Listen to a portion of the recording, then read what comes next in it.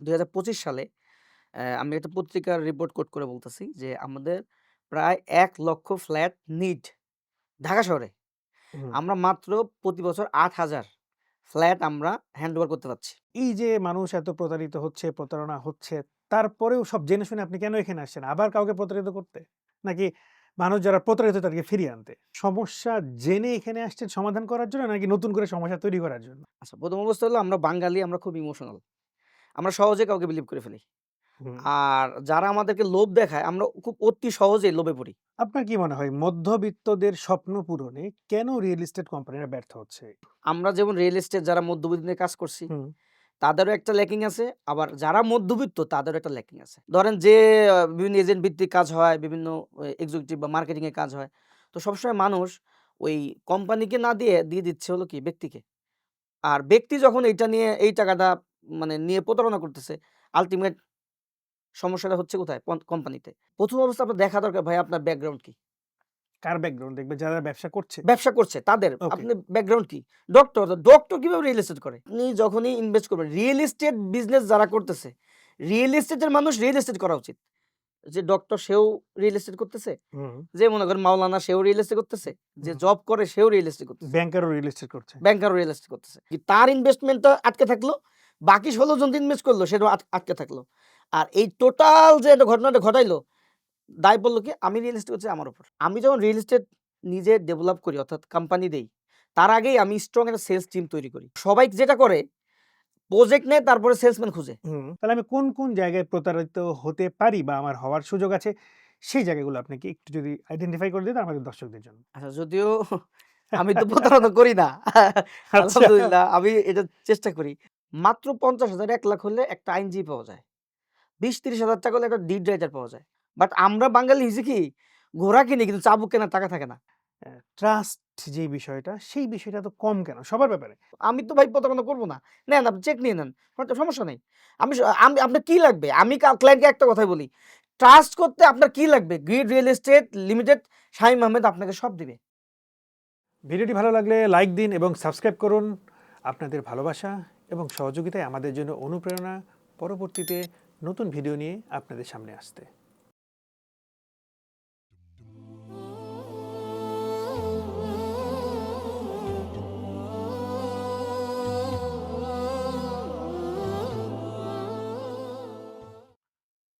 আসসালামু আলাইকুম ওয়া রাহমাতুল্লাহি ওয়া বারাকাতুহু। আমি আলামিন আলম বরাবরের মতো আপনাদেরকে স্বাগত জানাচ্ছি আমাদের সাম্প্রতিক সিজন 2 তে আজকের পর্বে। আমরা প্রতারিত হচ্ছি, প্রতারণার শিকার হচ্ছি, স্বপ্ন নিয়ে প্রতারণা হচ্ছি, প্রতারিত হচ্ছি এবং আমাদেরকে যারা প্রতারিত করছে তারা আমাদের কাছেরই খুব কেউ, যাদেরকে আমরা খুব বিশ্বস্ত বা বিশ্বাস করি, বিশ্বাস করেছি। এই ধরনের ঘটনাগুলো প্রতিনিয়ত ঘটছে এবং এটার একটা বড় অংশ ঘটছে সাধারণত জমি কেনা-বেচার ক্ষেত্রে। কারণ জমি হচ্ছে মানুষের লাইফের এমন একটা জিনিস যেটা মানুষ অনেক কষ্ট করে সঞ্চয় করে। সঞ্চয়গুলোকে সে এক জায়গায় দিয়ে দেয় এবং জমি কেনা এবং ফ্ল্যাট কেনার কারণে কোনোভাবে প্রতারিত যদি কেউ হয়ে যায়, দেখা যায় তার জীবনে একটা বড় ধস নেমে আসে। তারপরেও মানুষ ফ্ল্যাট কিনছে, জমি কিনছে, প্রতারিত হচ্ছে, জেনে শুনে সবকিছু হচ্ছে। দর্শক কিছুদিন আগেও আমরা একটা পডকাস্ট করেছিলাম ফ্ল্যাট না জমি এই বিষয়টা নিয়ে। আমরা আজকে একটু ডিটেইলিং এ কথা বলব। আসলে প্রতারণার জায়গাগুলো কোথায় হচ্ছে, কেন হচ্ছে, কিভাবে হচ্ছে এই বিষয়ে কথা বলতে আমাদের স্টুডিওতে আজকে স্বাগত জানিয়েছি মোহাম্মদ শামীম আহমেদ। তিনি শুরু করেছিলেন অন্যভাবে কিন্তু আজকে তার জীবনের গল্পটা একটু অন্যরকম হয়ে গেছে। তিনি আজকে চেয়ারম্যান হিসেবে আছেন গ্রিড রিয়েল এস্টেট। গ্রিড মানে দর্শক আপনারা হয়তোবা অনেকেই জানেন। গ্রিড মানে খন্ড মানে পার্ট। কেন এই নামটা দিয়েছেন আমরা নামকরণের কারণটাও জানবো। বাট একটু বলে নিই এই নামকরণটা খুব ইন্টারেস্টিং। আমার কাছে মনে হয়েছে যখন আমরা শুনেছি বা শুনতে চেয়েছি বা জানতে চেয়েছি, খুব ভালো লেগেছে। আমাদের স্টুডিওতে আমন্ত্রণ জানিয়েছে তাকে। চলুন কথা না বাড়িয়ে শুরু করি যে আসলে আমরা সামনে কি আবার প্রতারিত হতে চাচ্ছি কিনা বা যাচ্ছি কিনা। আপনাকে স্বাগতম আমাদের স্টুডিওতে। আপনাকেও স্বাগতম। আসসালামু আলাইকুম। ওয়ালাইকুম আসসালাম ওয়া রাহমাতুল্লাহ। আমার ১ম প্রশ্ন, এই যে মানুষ এত প্রতারিত হচ্ছে, প্রতারণা হচ্ছে, তারপরেও সব জেনে শুনে আপনি কেন এখানে আসছেন? আবার কাউকে প্রতারিত করতে? নাকি মানুষ যারা প্রতারিত তাদেরকে ফিরিয়ে আনতে? এক্সাক্টলি আসলে প্রত্যেক মানুষ যখন তারা ল্যান্ড কিনে বা ফ্ল্যাট কিনে এটা তার ড্রিম। সারা জীবনের সঞ্চয় দিয়ে মানুষ কিন্তু ল্যান্ড বা ফ্ল্যাট ইনভেস্ট করে। যদি এটা অল্প দামের প্রোডাক্ট হইতো ১,০০০ ২,০০০ তাহলে মানুষের এটা নিয়ে এত বলারও কেউ ছিল না, এত টেনশনের কেউ ছিল না। সারা জীবনের সঞ্চয় সেটা সে জমা করছে এবং নির্দিষ্ট একটা কোম্পানি বা একটা ব্যক্তিকে দিচ্ছে। যখন এই টাকাটা দিচ্ছে, যেহেতু সারা জীবনের সঞ্চয়, তখন যদি সে প্রতারিত হয়, তখন তো তার স্বাভাবিকভাবে জীবনে একটা বলতে পারেন যে দুর্বিষহ অবস্থা তৈরি হয়। তো সেই ক্ষেত্রে আমার কাছে মনে হলো যে এই সেক্টরটা সেই অনেক আগে থেকেই আমরা যখন ছোট ছিলাম, তারপরে এই একটা এজে আসলাম, প্রতারণা শুধু একই গল্প শুনতেছি। তো আমার কাছে কেন জানি মনে হলো যে না, এই সেক্টরটা একটু মানুষকে হেল্প করা দরকার। মানে আপনি সমস্যা জেনে এখানে আসছেন সমাধান করার জন্য নাকি নতুন করে সমস্যা তৈরি করার জন্য? না এক্সাক্টলি আসলে যখন আমি রিয়েল এস্টেটে ছিলাম না, তখন তো হ্যাঁ, হ্যাঁ। আসলে এই বিষয়ে এত জানা ছিল না। হুম। যখন আমি রিয়েল এস্টেটে ইন করলাম এবং কাজ করতে শুরু করলাম, তখন দেখলাম এই সেক্টরে হিউজ একটা প্রতারণা হয়। কথা সত্য। আবার অনেকে ভালো আছে, তারা ভালো করতেছে। বড়, বড় কোম্পানি বা বিভিন্ন যারা শুরু করছে অনেকে ভালো করতেছে। তো যখন আমি দেখলাম যে এত প্রতারণা, তাহলে আমাকে এইটা হলো এই সোসাইটিতে একটা কি সমস্যা। আর আমার জন্য এটা অপরচুনিটি। ওকে। আচ্ছা, এত প্রতারণার গল্প চতুর্দিকে এটা আপনার মানসিকভাবে চাপ সৃষ্টি করে না? হয়তোবা আপনি চেষ্টা করছেন কিন্তু কোনো জায়গায় গিয়ে ব্যর্থ হলেন, পুরো প্রজেক্টটা ফেইল করলো। সেক্ষেত্রে তো এটাও একটা প্রতারণার গল্পই হবে। অন্যভাবে হলেও হবে। সেক্ষেত্রে আপনি চাপ ফিল করেন না মানসিকভাবে? না, না। কারণ আমার ইনটেনশনই নাই যে আমি মানুষকে প্রতারণায় ফেলবো। আমি ওকে, চাচ্ছি তারা যে প্রতারিত হচ্ছে, ওই থেকে কিভাবে তাকে ওই প্রতারণা থেকে কিভাবে বাঁচানো যায়। ওকে, এখন আমি আপনি কাউকে না কাউকে তো এই দায়িত্ব নিতে হবে। ওকে। এটা তো নিতে হবে। হুম, না নিলে তো এটা এই সিলসিলা আকারে চলতেই থাকবে। তো আমি যখন রিয়েল এস্টেটে কাজ করতে শুরু করলাম, তখন আমার মনে একটা ড্রিম কাজ করলো যে না, কিছু একটা করা দরকার। এবং যেহেতু এইটা সোসাইটিতে একটা সমস্যা, তাহলে আমার জন্য এটা অপরচুনিটি। আমি যদি প্রপার কমিটমেন্ট অনুযায়ী মানুষের আমানতটা সঠিক জায়গায় ব্যবহার করে তাদের স্বপ্নের ফ্ল্যাট বা জমি তাকে বুঝাই দিতে পারি, তাহলে সেই ক্ষেত্রে যেমন আমার কাছে ভালো লাগবে, পাশাপাশি এই সেক্টরে বিজনেস যদি আমি বলি বিজনেসের ক্ষেত্রেও কিন্তু আমরা অনেক এগিয়ে যাবো ইনশাআল্লাহ। আসলে গ্রিড রিলিজ আসলে আপনারা কি করছেন? বা আপনারা কোথায়, কোথায় আপনাদের সফলতা বা আপনারা কোন, কোন জায়গায় অন্য যারা renowned রিয়েল এস্টেট আপনাদের হয়তোবা হাজার, হাজার কোটি টাকা নাই যেগুলো নিয়ে আপনারা মাঠে নেমেছেন। কিন্তু আপনারা তাহলে কোন জায়গায় এগিয়ে যাচ্ছেন আর কোন জায়গায় পিছিয়ে আছেন বর্তমান পুরো রিয়েল এস্টেট মার্কেটের সিনারিও যদি বলি? আর আপনারা আসলে করছেন কি? আর দর্শকদের কাছে এটা আচ্ছা, আমাদের ১ম টিজি বা টার্গেট কাস্টমার যদি বলি মধ্যবিত্ত। হুম, হ্যাঁ? সবাই তো রিয়েল এস্টেট মানেই সবাই চিন্তা করে যে যারা উচ্চবিত্ত অনেক টাকা পয়সা তারা। হুম, কিন্তু আপনি দেখবেন যে বাসস্থান কিন্তু মৌলিক চাহিদার একটা অংশ। হুম, আমরা যেমন গ্রিডের নামই দিয়েছি হোমস ফর এভরিওয়ান। প্রত্যেকটা নাগরিকের অধিকার তার একটা বাসস্থান। হুম, কিন্তু একটা সময় পর্যন্ত কিন্তু এইভাবে কেউ চিন্তাও করে নাই, দায়িত্বও নেয়নি। তখন আমরা চিন্তা করলাম যে একটা চমৎকার সিস্টেম ল্যান্ড শেয়ার সিস্টেম। হুম, কারণ একটা মানুষ ৫ কাঠা জমিতে এক আধ ৫ কাঠা জমি যদি কিনতে যায়, তাহলে প্রায় তার হিউজ একটা টাকা কিন্তু হুম, তার খরচ হচ্ছে। এই এবিলিটি তার নাই। তখন আমরা গ্রিড এই যে টুকরো, টুকরো অর্থাৎ অনেকগুলা মানুষ ধরেন ৫ কাঠায় আমি ২ টা করে ইউনিট করলাম G+9 করলাম। তাহলে ১৮ টা ইউনিট হলো। এই ১৮ টা মানুষ এই ৫ কাঠারে ১৮ টুকরা করে ফেললাম। এইবার দেখেন তো কত ইজি না? সবার জন্য এফোর্ডেবল কিনা? এই কারণেই আমরা এখন বর্তমানে যেটা করতেছি ল্যান্ড শেয়ার সিস্টেমে আমরা অ্যাপার্টমেন্ট করে দিচ্ছি। যারা কম আয়ের মানুষ, যারা মধ্যবিত্ত তারা যেন তাদের স্বপ্নের একটা ফ্ল্যাট তারা করতে পারে এবং খুবই কম টাকায় এবং প্রায় আপনার ৩ বছর থেকে ৪ বছরের মধ্যে অল্প, অল্প করে দিয়ে যেন তারা তাদের স্বপ্নের ফ্ল্যাটটা করতে পারে।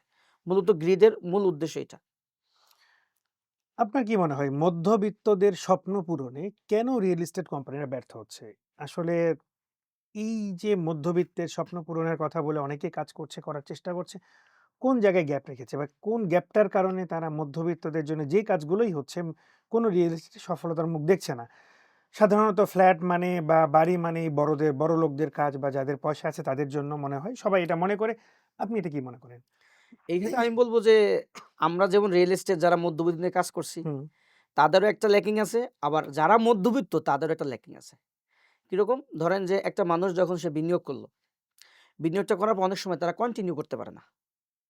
হুম, মানে একটা সমাজে একটা প্রচলিত হয়েছে কি যে একটা প্রজেক্ট ফেল করছে মানে এই ডেভেলপার কোম্পানি বা ওই রিয়েল এস্টেট কোম্পানির দোষ। রিয়েলিটি হলো অনেক মধ্যবিত্ত তারা হয়তো ইচ্ছা করছিল যে তার বর্তমান যে ফিন্যান্সিয়াল ক্যাপাসিটি আমি একটা ফ্ল্যাট করতে পারবো। অনেক সময় দেখা যায় পরবর্তীতে তার আর্নিং কমে যায়, ব্যবসা খারাপ হয়। সেও কিন্তু কন্টিনিউ করতে পারে না। মানে উভয় পক্ষই কিন্তু উভয় সংকট আরকি। মধ্যবিত্ত যেহেতু আর কম আয়ের মানুষ, যারা রিয়েল এস্টেট নিয়ে কাজ করতে তারাও একটা বড় ফাঁদ পেতে আছে, মধ্যবিত্ত বললেই টাকা দিয়ে দিচ্ছে। এটা যেমন একটা সত্য। পাশাপাশি যারা ফ্ল্যাট করতেছে তারাও কিন্তু অনেক সময় অনেকেই আছে যে শেষ পর্যন্ত যেতে পারে না। যার কারণে তার ড্রিমটা ওই ড্রিমই থেকে যায়। এখন যখন আপনি একটা কোম্পানিকে টাকা দিলেন, ধরেন ১৫ লাখ ২০ লাখ টাকা দিলেন। যখন আপনি শেষ পর্যন্ত যেতে না পারলেন, তখন যখন উইথড্র করবেন, ৩ বছর পর তো আপনি ওই টাকাটাই পাচ্ছেন। হুম। ওই টাকাটাই পাচ্ছেন। তখন হচ্ছে কি এই যে একটা কোলাপস আরকি। তো আমি বলব যে উভয় সংকট আরকি। উভয় পক্ষকে আরো সচেতন হতে হবে। যে মধ্যবিত্ত সে যখন একটা ফ্ল্যাট কিনতে চায়, তখন তাকে বুঝে শুনে সিদ্ধান্ত নিতে হবে যে আমি শেষ পর্যন্ত যাইতে পারবো কিনা। আর যে ডেভেলপার কোম্পানি বা রিয়েল এস্টেট কোম্পানি যারা মধ্যবিত্ত নিয়ে কাজ করছে, তাদেরকেও ক্লায়েন্ট বাছাই করে যে হ্যাঁ, এর পক্ষে সম্ভব একটা ফ্ল্যাট করা। শুধুমাত্র কেউ একটা টাকা দিল আমি বিক্রি করার জন্য তাকে দ্রুত আ একটা বুঝ দিয়ে আমি এখানে মানে নিয়ে আসলাম। এটাও ঠিক না। তো উভয় সংকট আরকি ২ দিক দিয়ে। গ্রিড রিয়েল এস্টেট কোম্পানি, যে কোম্পানিটা আপনি চেয়ারম্যান হিসেবে আছেন, বাংলাদেশের মানুষজন আসলে রিয়েল এস্টেট সেক্টরের কোন সমস্যাগুলো বা কোন বিপদগুলো বুঝে না বা তারা জানেই না যে এই জায়গাতে বিপদ হয়? এটা আপনি কি মনে করেন? আচ্ছা, ১ম অবস্থা হলো আমরা বাঙালি, আমরা খুব ইমোশনাল। আমরা সহজে কাউকে বিলিভ করে ফেলি। হুম, আর যারা আমাদেরকে লোভ দেখায় আমরা খুব অতি সহজেই লোভে পড়ি। তো সেক্ষেত্রে মানে বেশিরভাগ মানুষ আমি বলব যে কোম্পানিকে বিলিভ করতে হবে। যত লেনদেন, ট্রান্সেকশন এটা কোম্পানিতে করতে হবে। কিন্তু দেখা যাচ্ছে বারবারই মানুষগুলা প্রতারিত হওয়ার পরেও তারা ব্যক্তিকে টাকাটা দিচ্ছে। অনেক সময় দেখা গেল যে আ আ একটা কেউ একটা এজেন্ট বা কেউ একটা সেলসে আছে, টাকাটা তাকে দিচ্ছে যেহেতু তার পরিচিত। সে টাকাটা কি করতেছে? খরচ করে ফেলতেছে বা টাকাটা এক প্রকার বাংলা ভাষায় বলে মেরে দিচ্ছে। কিন্তু সে যদি কোম্পানিকে দিত, তাহলে এই টাকাটা কোম্পানি ইউটিলাইজ করত। ১ নাম্বার আমার যেটা মনে হইছে যে প্রত্যেকেই খুব ইমোশনাল তো। ধরেন যে বিভিন্ন এজেন্ট ভিত্তিক কাজ হয়, বিভিন্ন এক্সিকিউটিভ বা মার্কেটিং এর কাজ হয়। তো সবসময় মানুষ ওই কোম্পানিকে না দিয়ে দিচ্ছে হলো কি ব্যক্তিকে। আর ব্যক্তি যখন এইটা নিয়ে এই টাকাটা মানে নিয়ে প্রতারণা করতেছে, আল্টিমেট সমস্যাটা হচ্ছে কোথায়? কোম্পানিতে। তো ১ নাম্বার কাজ হবে লেনদেনটা হবে ব্যাংকে এবং কোম্পানির অ্যাকাউন্টে। যেমন আমরা গ্রিড রিয়েল এস্টেট লিমিটেড। আমাদের তো একটা ব্যাংক অ্যাকাউন্ট আছে। সরাসরি ব্যাংকে দিবে। নাম্বার ২ এখন তো এই যে ল্যান্ড শেয়ার ব্যাঙের ছাতার মতো মানে খুব সারা বাংলাদেশে সবাই। যে ডক্টর সেও রিয়েল এস্টেট করতেছে। হুম। যে মনে করেন মাওলানা সেও রিয়েল এস্টেট করতেছে। যে জব করে সেও রিয়েল এস্টেট করতেছে। ব্যাংকারও রিয়েল এস্টেট করছে। ব্যাংকারও রিয়েল এস্টেট করতেছে। তো আমার পরামর্শ থাকবে যে আপনি যখনই ইনভেস্ট করবেন, রিয়েল এস্টেট বিজনেস যারা করতেছে, রিয়েল এস্টেটের মানুষ রিয়েল এস্টেট করা উচিত। তো যখনই আপনি কোথাও ইনভেস্ট করবেন, ১ম অবস্থা আপনার দেখা দরকার ভাই আপনার ব্যাকগ্রাউন্ড কি? কার ব্যাকগ্রাউন্ড দেখবে? যারা ব্যবসা করছে। ব্যবসা করছে তাদের ওকে। আপনি ব্যাকগ্রাউন্ড কি? ডক্টর কিভাবে রিয়েল এস্টেট করে? আচ্ছা ঠিক আছে করছেন, কত বছর ধরে করতেছেন? কয়টা প্রজেক্ট করতেছেন? তাহলে হবে কি? কারণ আমি একটা রিসেন্ট ঘটনা বলি। আমার রিসেন্ট একটা এক্সপেরিয়েন্স আছে। আপনার বসুন্ধরাতে আমাকে একজন বলল যে ১০ কাঠা জমি দেখেন। আমাকে একটু হেল্প করেন, পাওয়া যায় কিনা? আমি কি করবেন? কয় এখানে আমরা অ্যাপার্টমেন্ট করব ল্যান্ড শেয়ার ভিত্তিতে। একবারে পেমেন্ট করে দিবে। তো একবারে যখন পেমেন্ট করবেন, একবারে এই বাজারে কে পেমেন্ট করবে? হুম, বলল যে ৪ জন ডাক্তার। উনাদের টাকা আছে, উনারা একটা ১০ কাঠা জমি নিয়ে ওখানে ল্যান্ড শেয়ার করবে। তো আমি বললাম তাহলে ডেভেলপ করবে কে? কয় কেন এই ৪ জন মিলেই করবে। হুম, হুম। ৪ জন ডাক্তার যার রিয়েল এস্টেট কোনো জ্ঞান নাই, কনস্ট্রাকশন এর কোনো জ্ঞান নাই, সেলস এর কোনো নলেজ নাই। তখন সে যখন এই প্রজেক্টটা করতে যাচ্ছে, হয় কি ধরেন ১০ কাঠায় ধরেন G+9 করলো ৪ টা ইউনিট, ৩৬ টা ইউনিট হলো। তো যে ডক্টর সে তার আশেপাশে যারা আছে বা সে যে পেশায় আছে ওই পেশার যারা পরিচিত তাদেরকে বলল তারা এগ্রি হলো। ১৬ টা বিক্রি হলো। ৩৬ টার মধ্যে ১৬ টা বিক্রি করলো। আরো ১০ টা আরো ২০ টা তো আছে। এই ২০ টা কিন্তু সে বিক্রি করতে পারে না। কারণ তার তো সেলস টিম নাই। তার সেলস নলেজ নাই। রিয়েল এস্টেট সম্বন্ধে সে বেশি জানে না। সে টাকা আছে, ইনভেস্ট করছে এবং আরো ১৬ টা লোককে এখানে ঢুকাইলো। আল্টিমেট কি হলো? বছরের পর বছর চলে যায়। বাকি ২০ টা শেয়ার বিক্রি করতে পারে না। তখন যে ডক্টর সে বলল, "আমি ডাক্তারিতে ভালো ছিলাম।" বা ধরেন যে ব্যাংকার, "আমি ব্যাংকেই তো ভালো ছিলাম। এত ঝামেলা কে করবে?" সে কি করছে? কুইট করতেছে। আর যে ১৬ তাহলে আল্টিমেট রেজাল্ট হলো কি? তার ইনভেস্টমেন্টটা আটকে থাকলো। বাকি ১৬ জন যে ইনভেস্ট করলো সেটাও আটকে থাকলো। আর এই টোটাল যে এটা ঘটনাটা ঘটাইলো, দায় পড়ল কি? আমি রিয়েল এস্টেট করছি আমার উপর। বাট আমি তো রিয়েল এস্টেটের মানুষ যারা রিয়েল এস্টেট অরিজিনালি বিজনেস করে বা ডেভেলপ করে তারা তো এই কাজ করবে না। তাদের টিম আছে, অফিস আছে, বড় নেটওয়ার্ক আছে তারা কিন্তু বিল্ডিংটা ডেভেলপ করে ফেলবে। কিন্তু সমস্যা এইটাই যে সবাই চাচ্ছে রিয়েল এস্টেটে বিজনেসটা করতে। কিন্তু আমার মতে রিয়েল এস্টেটের মানুষ রিয়েল এস্টেট করা উচিত। এখন নতুনরা কি করবে? তারা শিখবে। তারা আমাদের সাথে অ্যাসাইন হয়ে বা কোনো কারোর সাথে অ্যাসাইন শিখবে, ২-৩ বছর যাবে, তার একটা নলেজ হবে, দেন সে প্রজেক্ট নিক। কিন্তু এইটা কিন্তু হচ্ছে না। আপনি কিভাবে নিজেকে রিয়েল এস্টেট সেক্টরের মানুষ মনে করছেন? আপনি তো এই সেক্টরে ছিলেন না।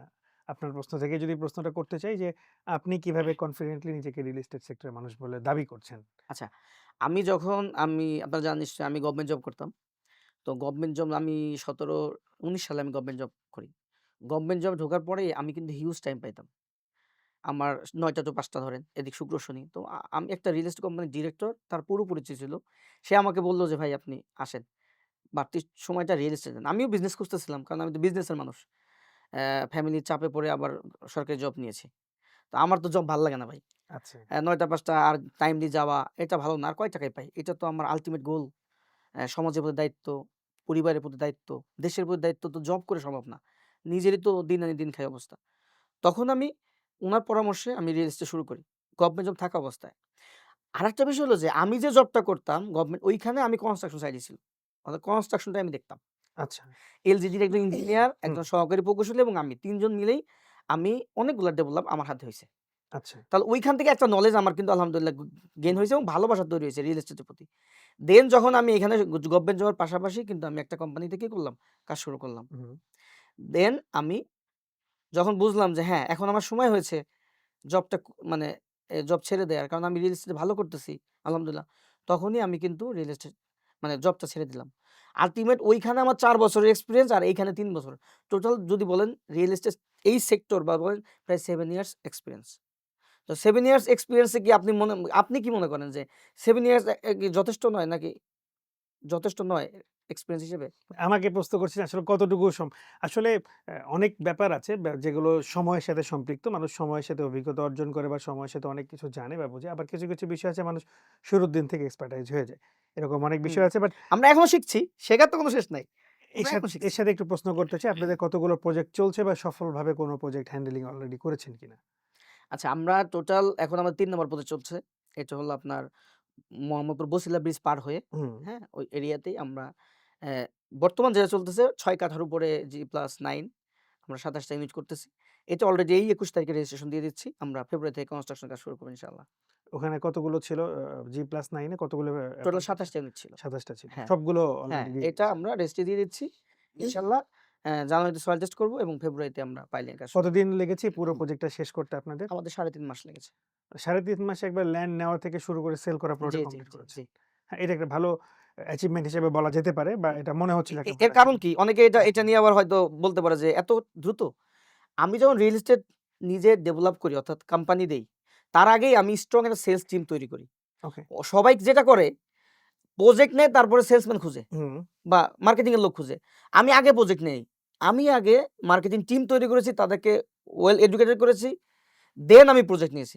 যার কারণে হইছে কি? আমার টাইম লাগে নাই। আমার আরেকটা ফাংশন আছে, বাংলাদেশে অনেকেই জানে। যারা আমাকে ব্যক্তিগতভাবে চিনে এবং সোশ্যাল মিডিয়ার কল্যাণে চিনে। বিডি রিয়েলটর নামে আমার আরেকটা ফাংশন আছে। ওকে। ওইখানে হিউজ মানুষ যারা রিয়েল এস্টেট বিজনেস করতে চায়, তাদেরকে আমি হেল্প করি। কি ধরনের হেল্প করেন সেখানে? তারা যদি রিয়েল এস্টেট বিজনেস করতে চায় বা সেলস এ ফাংশন করতে চায়, হুম। তাহলে সরাসরি আমার সাথে এসে তারা করতে পারে। আচ্ছা। তো সেই ক্ষেত্রে যারা আমার সাথে অলরেডি এখন তারা সেলস এজেন্ট হিসেবে কাজ করবে এরকম হ্যাঁ, কিছু? সেলস এজেন্ট হিসেবে কাজ করবে। কেউ চাইলে পার্টনার হয়ে কাজ করতে পারে। কেউ চাইলে শেয়ার হোল্ডার হয়ে কাজ করতে পারে। তো এই মানুষগুলাকে আমি ট্রেন করতেছি এবং এরাই কিন্তু সেলস এ ফাংশন করতেছে। যার কারণে হিউজ একটা সেলস টিম আমার আছে। এই কারণেই সম্ভব হইছে মাত্র ৩.৫ মাসে আলহামদুলিল্লাহ আমরা একটা রেজিস্ট্রেশনের দিকে যাচ্ছি। শুরুতে যে কথা বলেছিলাম প্রতারণার সাথে একটা কথা খুবই সম্পৃক্ত তো মানে বিশ্বাসযোগ্যতা মানে একই পাশাপাশি শব্দ। রিয়েল এস্টেটে মানুষ এত অবিশ্বাস কেন করে? কেন মনে হয় যে এই একটা সেক্টরে মানুষ এত অবিশ্বাস করে কেন মানুষকে যে ট্রাস্ট যেই বিষয়টা, সেই বিষয়টা এত কম কেন? সবার ব্যাপারে। সে যেই হোক না কেন মানুষ এটা মনে করেই দেয় যে হয়তোবা আমার টাকাটা বাংলায় যেটা বলি আমরা মার যাবে বা লস হয়ে যাবে, এটা মনে হবেই। তারপরেও মানুষ দেয়। কিন্তু এই যে একটা ট্রাস্ট, এই জায়গাটাতে কেউ কখনো চিন্তা করেছে বা আসলে আপনারা কি এই ট্রাস্টের জায়গা নিয়ে কোনো চিন্তা করেন যে একজন ক্লায়েন্ট যে টাকা দিচ্ছে, সেই জায়গা থেকে ট্রাস্ট আপনারা কিভাবে পিক করবেন বা কিভাবে এই জায়গাটা ধরে রাখবেন? ধরেন নেগেটিভটা ছড়ায় বেশি। হুম। তো দেখা গেছে অনেক ক্লায়েন্ট আমাদের সামনেও আসে। তারা বলে যে প্রতারণা হইছে। আমি বললাম, "কে প্রতারিত হইছে কে?" তার সাথে হয় নাই, হয়তো তার বাবার সাথে হইছে। অথবা তার কোনো প্রতিবেশীর সাথে হইছে, অথবা তার কোনো কলিগের সাথে হইছে। তো একটা হলো নেগেটিভ, এটা ছড়ায় বেশি। যার কারণে আপনি দেখেন যদি অনেক বেশি প্রতারণা, তাহলে এত ঢাকা শহরের আশেপাশে দেখেন চারপাশে বিল্ডিং আর বিল্ডিং, কে করতেছে? কেউ না কেউ তো করতেছে। তো ব্যাড এক্সপেরিয়েন্স হয়তো তার সাথে হয় নাই, তার ফ্যামিলির সাথে হইছে বিধায় তারা শঙ্কিত বা তারা ভয় পায়। আর অ্যামাউন্টটা তো বেশি, বুঝতে হবে। ভয় কেন বেশি পাচ্ছে? প্রতারণা কেন হচ্ছে? অনেক টাকা তো। তো অনেক টাকা যখন কেউ একবারে পায়, সেও লোভে পড়ে যায়, আর যে দেয় সেও ভয়ে থাকে। এই কারণে ভয়টা বেশি। এখন আমরা কিভাবে করতেছি? আমরা ফার্স্ট আমরা খুব মানে এই বর্তমানে সময়ে ম মানে মেইন সমস্যা হইছে কি? কমিটমেন্ট। হুম, কমিটমেন্ট কেউ রক্ষা করতে পারতেছে না হুম, বা করে না। হুম, স্বেচ্ছায় হইতে পারে, ইচ্ছাকৃতভাবে হইতে পারে। ইচ্ছাকৃতভাবে হইতে পারে, আবার অনিচ্ছাকৃতভাবে হইতে পারে। ২ টা ভাবেই। হুম, তাহলে ১ম কথা হলো যে এই সেক্টরে যারাই মানে ইনভেস্ট করতেছে তারা ভয় পাচ্ছে যে যদি আমার সাথে প্রতারণা হয়। হয় নাই কিন্তু ভাই। না হওয়ার আগে কিন্তু সে মানে ভয় পাচ্ছে। আর দ্বিতীয়ত যারা এই প্রতারণা করতেছে, যারা এই সেক্টরে প্রতারণা করতেছে, মুষ্টিমেয় কয়েকটা। আপনি খুব পাবেন না। কিন্তু ছড়াচ্ছে বেশি। আমরা যেটা করতেছি, আমরা ১ম চেষ্টা করতেছি যেন সে জমিটা যখন, বিশেষ করে আমরা ল্যান্ড শেয়ার যেহেতু করি, তার জমিটা আগে তার নামে রেজিস্ট্রি দেয়া। হুম, তাহলে সে যে টাকাটা দিল, ল্যান্ডের যে অংশটা দিল, সে সেফ। দেন আমরা দ্রুত কাজটা শুরু করা। এই সেক্টরে এই সমস্যা, আর কোনো সমস্যা নেই ভাই। অনেকে আমার কাছে আসে যে ভাই ৫ বছর আগে টাকা দিয়েছি, এখনো রেজিস্ট্রি পাইনি। কাজ তো দূরের কথা। ২ বছর আগে টাকা দিয়েছি, রেজিস্ট্রি পাইছি কিন্তু কাজ শুরু করে নাই। মূল সমস্যা হলো সঠিক সময়ে রেজিস্ট্রেশন দেয়া আর সঠিক সময়ে কাজ শুরু করা। এটার পেছনে ব্যাকগ্রাউন্ড যদি আমি দেখি, তাহলে হলো মেক্সিমাম সেলস টিম নাই। ২ জন মিলে শুরু করছে। হুম। ওই যে বললাম বিভিন্ন রিয়েল এস্টেটের বাইরের লোক রিয়েল এস্টেট করতেছে। যার কারণে বিক্রি করলে তো আপনাকে রেজিস্ট্রেশন দিবে। বিক্রি করতে পারতেছে না। এই কারণে হচ্ছে কি যে তারা এই রেজিস্ট্রি দিতে লেট করতেছে। তারপরে কাজ শুরু করতে লেট করছে। আলহামদুলিল্লাহ আমরা এদিক দিয়েই বললাম যে আমরা আমাদের বড় একটা সেলস টিম আছে। আমরা সেলসটা করছি। দ্রুত রেজিস্ট্রেশন দিচ্ছি এবং কনস্ট্রাকশন করা শুরু করছি। ঠিক টাইমে সে হ্যান্ডওভারটা পাবে।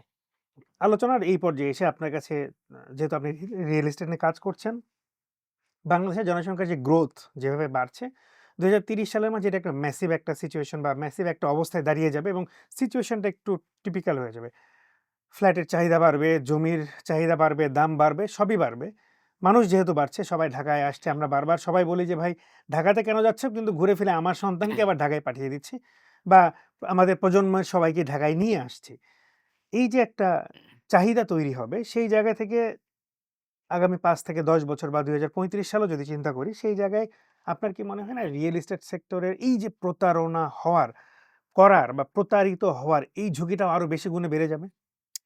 আচ্ছা, ১ম এ বলে নেই যে বর্তমানে এখন ২০২৫ সালে আমি একটা পত্রিকার রিপোর্ট কোট করে বলতেছি যে আমাদের প্রায় ১,০০,০০০ ফ্ল্যাট নিড ঢাকা শহরে। হুম, আমরা মাত্র প্রতি বছর ৮,০০০ ফ্ল্যাট আমরা হ্যান্ডওভার করতে পারছি। হুম, তার মানে আরো ৯২,০০০ ফ্ল্যাট যেটা নিড কিন্তু আমরা দিতে পারছি না। হুম, তার মানে আমাদের আরো বেশি রিয়েল এস্টেট কোম্পানি হওয়া দরকার। হুম, তা আরো বেশি রিয়েল এস্টেট কোম্পানি হওয়া দরকার, পাশাপাশি আপনি ঝুঁকির কথা বললেন। হুম। অ্যা আরো বেশি ঝুঁকি বাড়তে পারে, বাড়তে পারে অবশ্যই। এইজন্য আমাদেরকে সচেতন হইতে হবে। ঝুঁকি তো থাকবেই, প্রতারকও থাকবে। সে বিভিন্ন ভেষে বিভিন্ন বেশ ধরে বিভিন্নভাবে করবে। কিন্তু আমাদের যারা ক্রেতা আছে তাদেরকে আরো বেশি সচেতন হওয়া দরকার। আরো বেশি সচেতন হওয়া দরকার। তারপর আমরা সহ অনেক ভালো, ভালো কোম্পানি আমরা চেষ্টা করছি এই সেক্টরটা ডেভেলপ করার। প্রতারণার হাত থেকে যেন মানুষ প্রতারিত যেন না হয়। এই কারণে আমরা চেষ্টা করছি। এটা একটা ভালো দিক।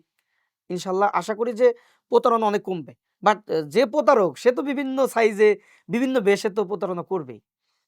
একজন কাস্টমারের ইনভেস্টমেন্ট নিরাপদ যে না, মানে নিরাপদ না হওয়ার সবচেয়ে বড় কারণ কি বলে মনে হয়? আমি এজ এ ক্লায়েন্ট হিসেবে আপনার কাছে ল্যান্ড কিনতে গেলাম।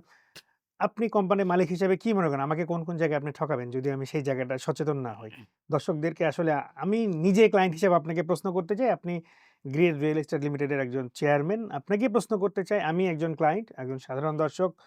যেটা অন্যান্য দর্শকদেরও যে প্রশ্ন আমাদের ক্যামেরার ওপারে মানে যারা দেখবেন যখন এটা আমাদের পডকাস্টটা যখন দেখবেন তারা নিশ্চয়ই প্রশ্নটাই করবেন যে আমি তাহলে যে কিনতে যাব, তাহলে আমি কোন, কোন জায়গায় প্রতারিত হতে পারি বা আমার হওয়ার সুযোগ আছে সেই জায়গাগুলো আপনি কি একটু যদি আইডেন্টিফাই করে দিতেন আমাদের দর্শকদের জন্য?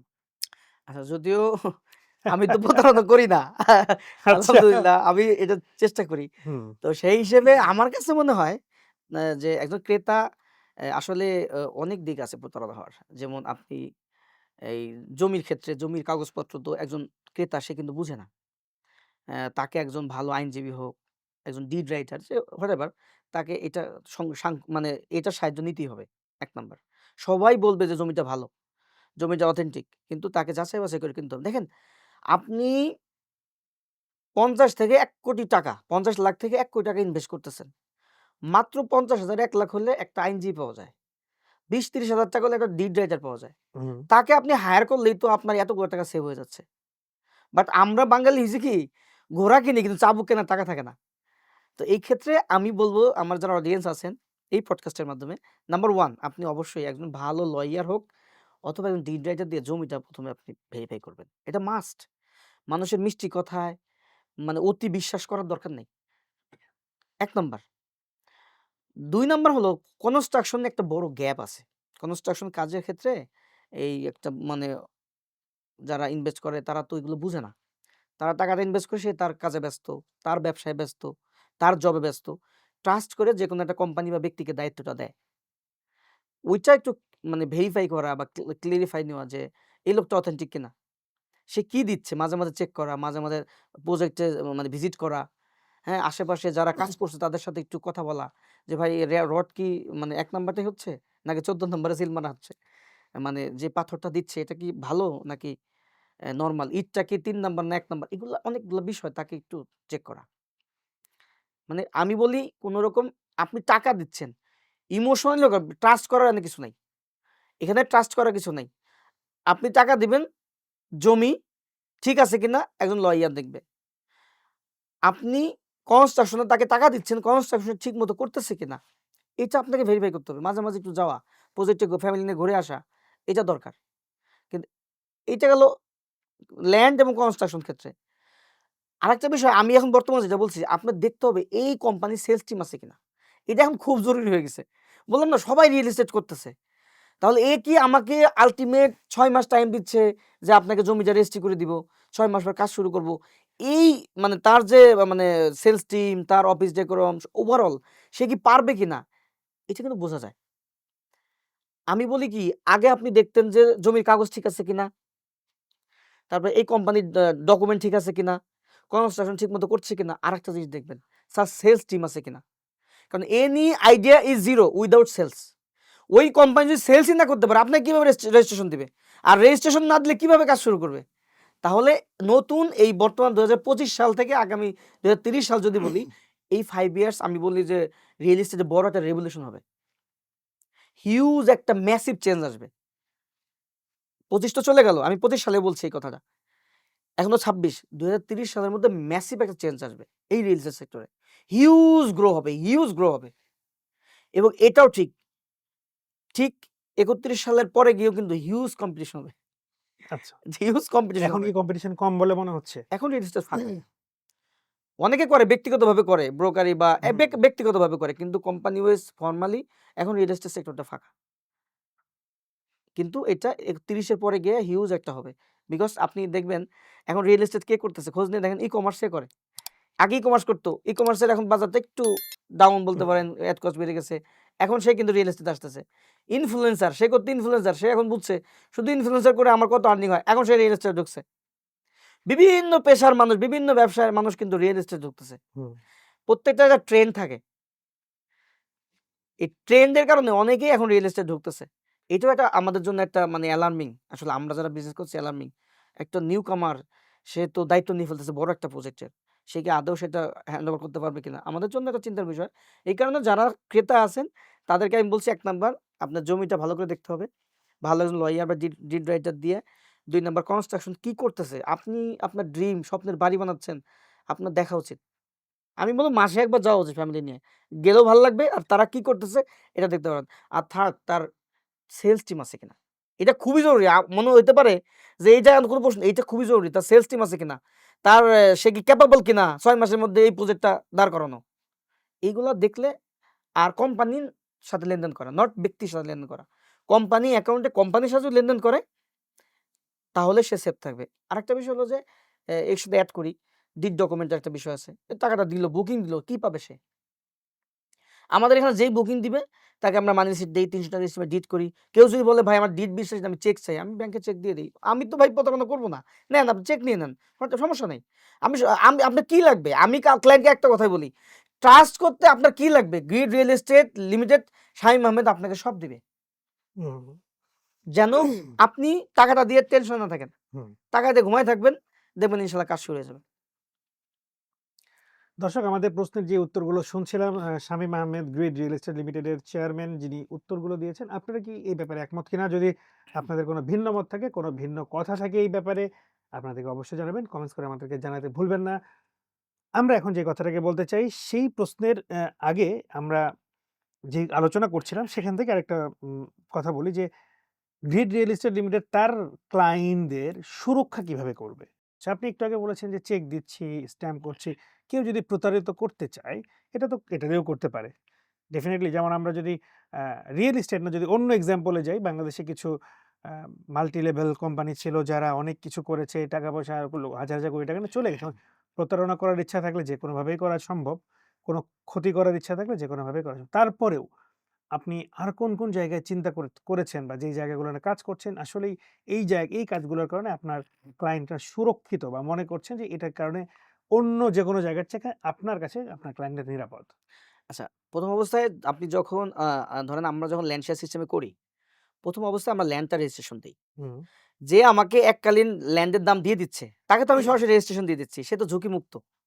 তার নামে জমিটা রেজিস্ট্রেশন হয়ে যাচ্ছে। আর কেউ আছে যে ঠিক আছে ভাই এখন বুকিংটা দিচ্ছি আমাকে ৩ মাস সময় দেন। অ্যা বা যখন কাজ শুরু হবে তার আগে আমি পেমেন্টটা করি।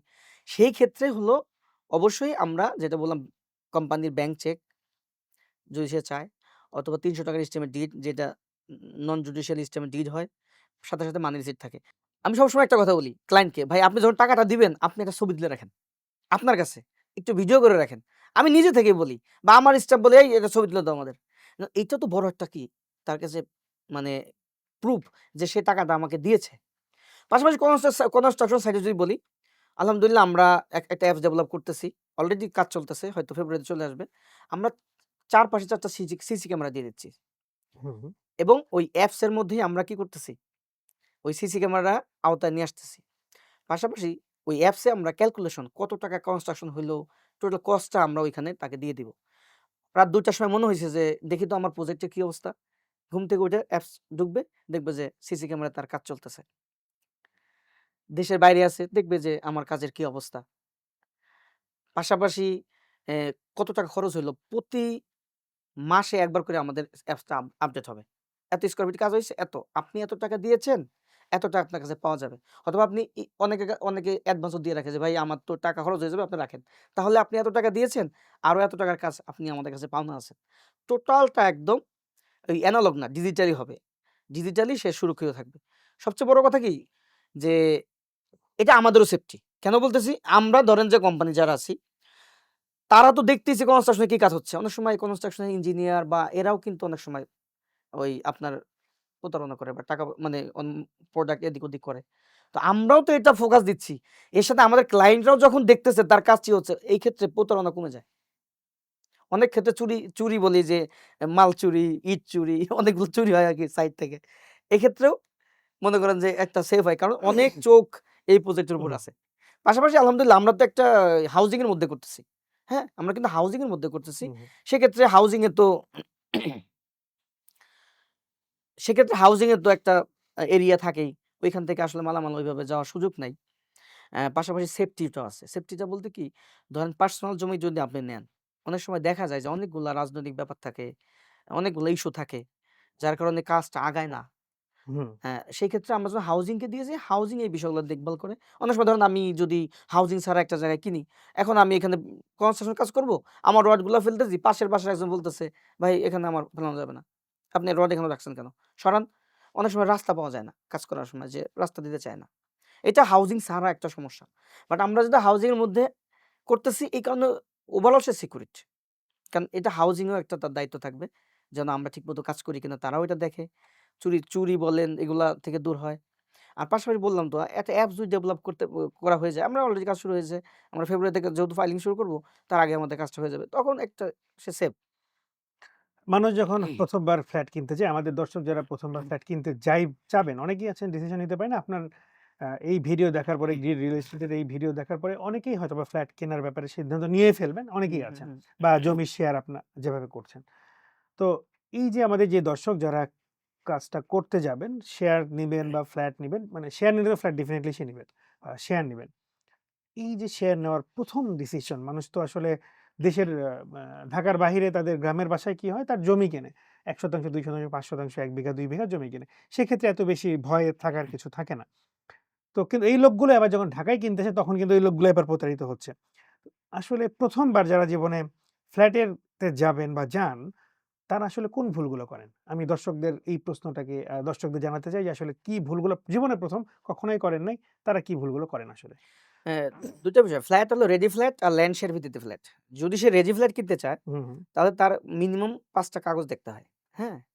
আমি অত লং এ যাব না। আমি ২-১ টা বলি তাহলে তারা বুঝতে পারবে। ১ নাম্বার হলো যদি সেটা ১ম কাজ সাধারণত ডেভেলপাররা করে তো এই রেশিও 40-60 অথবা 50-50 একজনের জমি থাকে ডেভেলপার গিয়ে এটা বিল্ডিং বানায় ফেলে। রেডি ফ্ল্যাট ক্ষেত্রে এটা হয়। সেক্ষেত্রে তার ১ নাম্বার দেখতে হবে যে যদি এটা রাজুক এরিয়ার মধ্যে থাকে, তাহলে রাজুকের পারমিশন আছে কিনা? ফার্স্ট আচ্ছা। তাকে দেখতে হবে। রাজুক এটা পারমিট করছে কিনা খুবই জরুরি। ২ নাম্বার হলো এই জমি যে ব্যক্তি বলতেছে এই জমির মালিকানা, তার কাগজটা দেখা। হুম, যে ওই জমির মালিকানা ঠিক আছে কিনা এইটা চেক করা। ওই জমির এগেইনস্ট এ কোনো মর্টগেজ আছে কিনা, ব্যাংক লোন আছে কিনা এগুলা দেখা। খুব গুরুত্বপূর্ণ কিন্তু। আর সবচেয়ে গুরুত্বপূর্ণ যেটা সেটা হলো এই ডেভেলপারের সাথে আপনার মালিকের ল্যান্ড ওনার একটা ডিড হয়।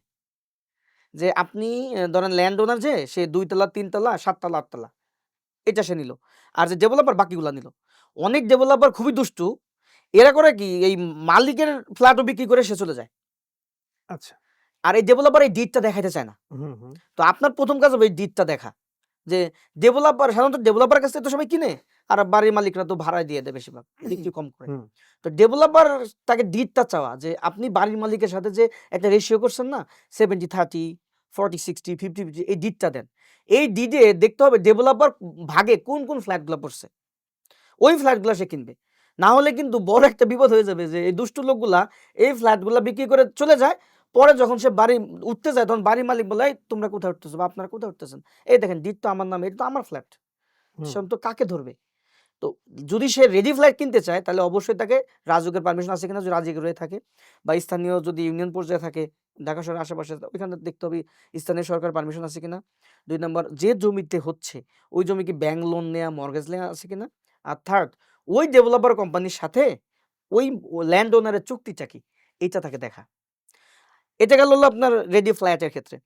আর ল্যান্ডের ক্ষেত্রে ল্যান্ড শেয়ার ভিত্তিতে ফ্ল্যাট তাহলে তাকে ১ম অবস্থায় তো জমিটা আমরা বিক্রি করি। জমিটা সে নেয়। তার জমিটা তাকে দেখতে হবে। জমির কাগজপত্র ঠিক আছে কিনা, জমির বিরুদ্ধে কোনো মামলা আছে কিনা, এটা ফার্স্ট দেখতে হবে। অনেক সময় অনেক ল্যান্ডের কি থাকে, আমরা বলি ইনজেকশন জারি থাকে। হুম, যেখানে কেউ করতে পারবে না। কিন্তু হয়তো সে দখলদারিত্বের ভিত্তিতে সে বিক্রি করে ফেলে। বাট ওইটা তাকে দেখতে হবে। আর ল্যান্ড শেয়ার ভিত্তিতে ১ম অবস্থায় সে দেখবে যে জমিটা ঠিক আছে কিনা, এই জমিটা অথেন্টিক কিনা। কারণ অনেক জমির বিরুদ্ধে কি থাকে? গ মানে হাইকোর্ট থেকে আমরা বলি ইনজেকশন জারি থাকে। মানে এটা কোন রকম কনস্ট্রাকশন কাজ হুম, করা যাবে না। এটা তাকে দেখতে হবে যে এটা আছে কিনা। আর ফাইনালি দেখতে হবে যে অনেক সময় আরেকটা বিষয় হয় দেখেন। যেহেতু ল্যান্ড শেয়ার ভিত্তিতে করে অনেক সময় জমিটা সে নেয়। নাম মানে হাত বায়না বলে। ভাই এটা আরেকটা বিষয়। কেউ হাত বায়না জমি কিনবেন না। অবশ্যই তাদের কাছে বলবেন যে বায়না করছেন, বায়নার রেসিপ্ট বা ডিডটা আমাকে দেখান। হাত বায়না নামে কোনো শব্দ নাই। হাত বায়না বলতে কি ধরেন আপনি জমি ৳৫,০০,০০০ দিলাম ভাই, এটা হলো আপনার জমি। আপনি কোনো কোনো মানে এখানে কোনো দালিলিক কোনো বিষয় নাই। ৳৫,০০,০০০ দিলাম যখন ক্লায়েন্ট পাবো তখন বিক্রি করে দিব।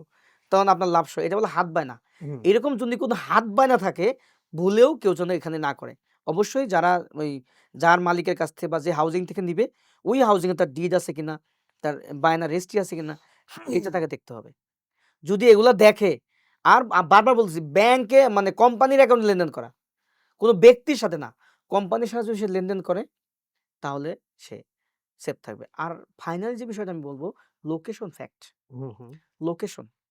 ফ্ল্যাট কিনতেছি, আমাকে যে সেলসে আছে, যে এজেন্ট আছে সে আমাকে ইনিয়ে বিনিয়ে অনেকগুলো বুঝাইলো, এটা হবে না। আপনি যদি ফ্ল্যাট কিনতে চান, ল্যান্ডের বিষয় ভিন্ন। ফ্ল্যাট যদি কিনতে চান অবশ্যই লোকেশন মাস্ট আপনাকে দেখতে হবে। কোন লোকেশনে? এটার ফিউচার কি? এই লোকেশনে আগামীতে কি হতে যাচ্ছে? হ্যাঁ, এইটা থেকে ঢাকার কত দূরত্ব? আমি অফিস করতে পারবো কিনা? আমার বাচ্চার স্কুল কোন জায়গায়? অনেকগুলা বিষয় কিন্তু আপনাকে দেখতে হয় ফ্ল্যাটের ক্ষেত্রে। তো এই বিষয়গুলো যদি একজন ক্রেতা দেখে, আশা করি সে প্রতারিত হবে না। একজন বিনিয়োগকারী যেকোনো একটা প্রতিষ্ঠানে বা রিয়েল এস্টেট কোম্পানিতে ল্যান্ড নেওয়ার জন্য কিছু টাকা ইনভেস্ট করেছে। সবকিছু মিলিয়েই সে মনে করছে যে ঠিক আছে, বিশ্বস্ত। কিন্তু কিছুদিন পরে এরকম অনেক ঘটনা ঘটে যায় বা সে কিছুদিন পরে কোন ঘটনাগুলো ঘটলে সে মনে করবে যে আসলে তার টাকা দেওয়াটা ঠিক হয়নি। পরবর্তীতে যে টাকা সেগুলো যেন সে না দেয়। এরকম কোনো বিষয় আছে যেগুলো থেকে সে আগাম সতর্কতা হিসেবে নিতে পারবে? অবশ্যই। যদি হাউজিং প্রজেক্ট হয়, হুম, সাধারণত একটা হাউজিং ৭, ১০, ১৫ বছর লেগে যায় হাউজিং হুম, ডেভেলপ করতে। যদি কোনো হাউজিং প্রতিষ্ঠান সে ডেভেলপ সে ইনভেস্ট করে, ধরেন না সাধারণত কি হয়? একটা বুকিং মানি দেয়, একটা ডাউন পেমেন্ট দেয়। দেওয়ার পরে কিস্তি চলে। ৭ বছর, ১০ বছর কিস্তি চলে। তাহলে তাকে দেখতে হবে যে এই প্রতিষ্ঠানের গত বছর আমি যে জমিটা বুকিং দিলাম, এই বছর তার ডেভেলপমেন্টটা কি? সে কি ওই একটা সাইনবোর্ড টানায় দিছে? অনেকে সাইনবোর্ড বিক্রি করে আরকি। হ্যাঁ, সাইনবোর্ড দিছে? নাকি সে জমি কিনতেছে? সে কি বালু ভরাট করতেছে? বা সে ডেভেলপমেন্টটা কি করছে? এটা দেখতে হবে। ডেভেলপমেন্ট নাই, পেমেন্ট বন্ধ। ডেভেলপমেন্ট যদি থাকে তাহলে সে পেমেন্ট কন্টিনিউ করবে। এটা হাউজিং এর ক্ষেত্রে ৫ কাঠা, ৩ কাঠা, ১০ কাঠা ল্যান্ড কিনে না? হুম, হুম, ওই ল্যান্ড প্রজেক্ট এর ক্ষেত্রে। কারণ হাউজিংটা তো টাইম লাগে। হুম, এটা। আর যদি সে কোনো আমরা ল্যান্ড শেয়ার ভিত্তিতে যারা করছে, ল্যান্ড শেয়ার ভিত্তিতে যদি সে কিনে তাহলে সে দেখতে হবে যে ভাই শেয়ার বিক্রি হচ্ছে কিনা একটু খোঁজ খবর নেয়া। এটা ইনভেস্ট করছি। অনেকে ইনভেস্ট করে ঘুমায় থাকে। মানে এটা ঠিক না ভাই। এত টাকা কষ্ট করে সারা জীবনের সঞ্চয় একটা কোম্পানিকে দিলেন। আপনাকে তো খোঁজ খবর নিতে হবে। দেখতে হবে যে ভাই শেয়ার কয়টা বিক্রি হয়েছে। মাঝে, মাঝে ফোন দেয়া, অফিসে আসা। অফিসে দেখা যায় আপনার বিক্রি কয়টা হইছে, কবে রেজিস্ট্রেশনটা দিতে পারতেছেন, কাজ কবে ধরবেন, আপনাদের কাজের অগ্রগতি কি? যদি এরকম মনে হয় যে ওই আমি নিছি, আমিই একমাত্র ব্যক্তি একটা শেয়ার নিছি। আর তো কোনো শেয়ার হোল্ডার দিচ্ছি না। অনেক সময় অফিসে খোঁজ নেয়, ভাই আর কে শেয়ার নিলো? আমরা একসাথে বিল্ডিং করব। একটু দেখি তার সাথে পরিচয় হই। আর তার ইনফরমেশন দেন। এগুলো চাওয়া। তাহলে যদি সে প্রকৃত অর্থেই ল্যান্ডগুলা শেয়ারগুলা বিক্রি করতে পারে, তাহলে অবশ্যই ওই তার যে প্রতিবেশী হবে, তার সাথে যে বিল্ডিংটা উঠা হবে, তার সাথে চ্যাটিং করা বা কথা বলা, দেখা করা করতে পারবে। এটা খোঁজ নেয়া। যে সেই নিজেই কি একমাত্র ক্রেতা নাকি আরো ক্রেতা আছে? যদি হয় যে না ঠিক আছে, তাহলে আর পেমেন্ট বন্ধ না করা। আর যদি না যে আমি একমাত্র আর কেউ নেয়নি তাহলে ওইখানে স্টপ করে দেয়া। ঠিক আছে ভাই আপনারা সব বিক্রি করেন, রেস্টের আগে আমি টাকা দিব।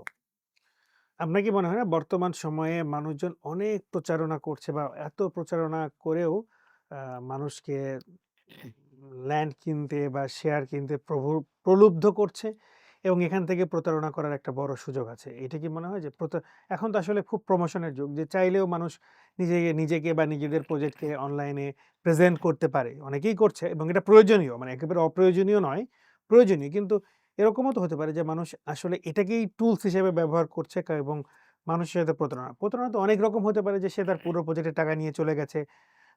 ল্যান্ড এর নিয়েছে টাকা কিন্তু দিচ্ছে না, হ্যান্ডওভার করছে না। বিভিন্ন সমস্যা হচ্ছে। তো এই যে সামগ্রিকভাবে যে বিষয়টা, এই আ এত ম্যাসিভ প্রচারণাকেও কি একটা থ্রেট হিসেবে মনে করা যেতে পারে না এখন বর্তমান সময়ে? আসলে এখন তুলনামূলকভাবে আপনার প্রতারণা কমছে, অনেক কমছে। ওকে। সোশ্যাল মিডিয়া হওয়ার কারণে, হুম, ডিজিটালি হওয়ার কারণে আপনি এখন যদি একটা দলিল রেজিস্ট্রেশন করেন সরাসরি অনলাইনে আপনার সরাসরি অনলাইন চলে যাচ্ছে। অনলাইনে মিউটেশন হচ্ছে। সো এখন অনেক প্রতারণা কমছে। আর যেহেতু ডিজিটাল যুগ সবাই তো প্রচারণা করবেই। অবশ্যই আমরাও করি, সবাই করবে। এটা ভালো দিক। তবে দেখতে হবে যে আসলে প্রচারণাটা কারা করছে। অনেক সময় দেখা গেল যে অনেক এজেন্ট থাকে বা অনেক মানে সেলস থাকে। এরা অতিমাত্রায় বাড়িয়ে বলে। হ্যাঁ? মানে যেটা না সেটাও তারা দেখাচ্ছে। এইটা থেকে একটু এটা আসলে যারা বাই করে এরা আসলে বুঝে ফেলে যে আসলে কে বেশি কথা বলতেছে, কে বাড়িয়ে বলতেছে। এটা তো একজন যে মানে বিনিয়োগ করে অবশ্যই তার এই নলেজটাও থাকে। তো আমি বলব এখন প্রতারণা অনেক কম আগের থেকে। হ্যাঁ? আর একটা কথা হলো যে যেমন আমাকে বারবারই শুনতে হয়। ভাই আপনার ভাল লাগে কিন্তু টাকা-পয়সা নিয়ে বিদেশ চলে যাবেন নাকি? প্ল্যান আছে কিনা? বা কি থাকবেন নাকি অফিস সহ চলে যাবেন? হ্যাঁ? এই প্রশ্নটা কিন্তু সম্মুখীন হতে হয় বারবারই। আমি মনে করি আমি যেটা দেখছি যে আমি বিক্রি করার থেকে মানুষকে বোঝাইতে হয় যে আমরা অথেন্টিক। আচ্ছা। এইটা বেশি আমাদের জন্য চ্যালেঞ্জ। যারা হুম, আমরা ভালো নিয়তে এই রিয়েল এস্টেটে আসছি, আমাদের জন্য এটা চ্যালেঞ্জ এবং বিরক্তিরও কারণ। তারপরে আচ্ছা। বুঝাইতে হয় যে এই আমরা ভেগে যাবো কিনা? হ্যাঁ, আপনারা ২ টা ৩ টা প্রজেক্ট তো করছেন ভালোই দেখলাম। খুব মানে রেস্টে দিচ্ছেন, সময় মতো কাজ ধরছেন। কিন্তু আপনারা ভেগে যাবেন কিনা বা আপনাদের পাবো কিনা, ২ দিন পর অফিস তালা মারবো কিনা? আমি বলি, "ভাই ঠিক আছে, জমি রেজিস্ট্রির আগ পর্যন্ত আপনি অফিসে এসে ঘুমায় থাকবেন নিচে। দেখবেন প্রতিদিন সকালে একবার দেখবেন যে তালা আছে কিনা, শাটার বন্ধ কিনা।" আসলে এটা মানুষের ওই যে বললাম অনেক টাকা দেয় তো, যখন অনেক টাকা যায় তার ভয়টাও বেশি থাকে। সেক্ষেত্রে আপনাকেই সচেতন হতে হবে।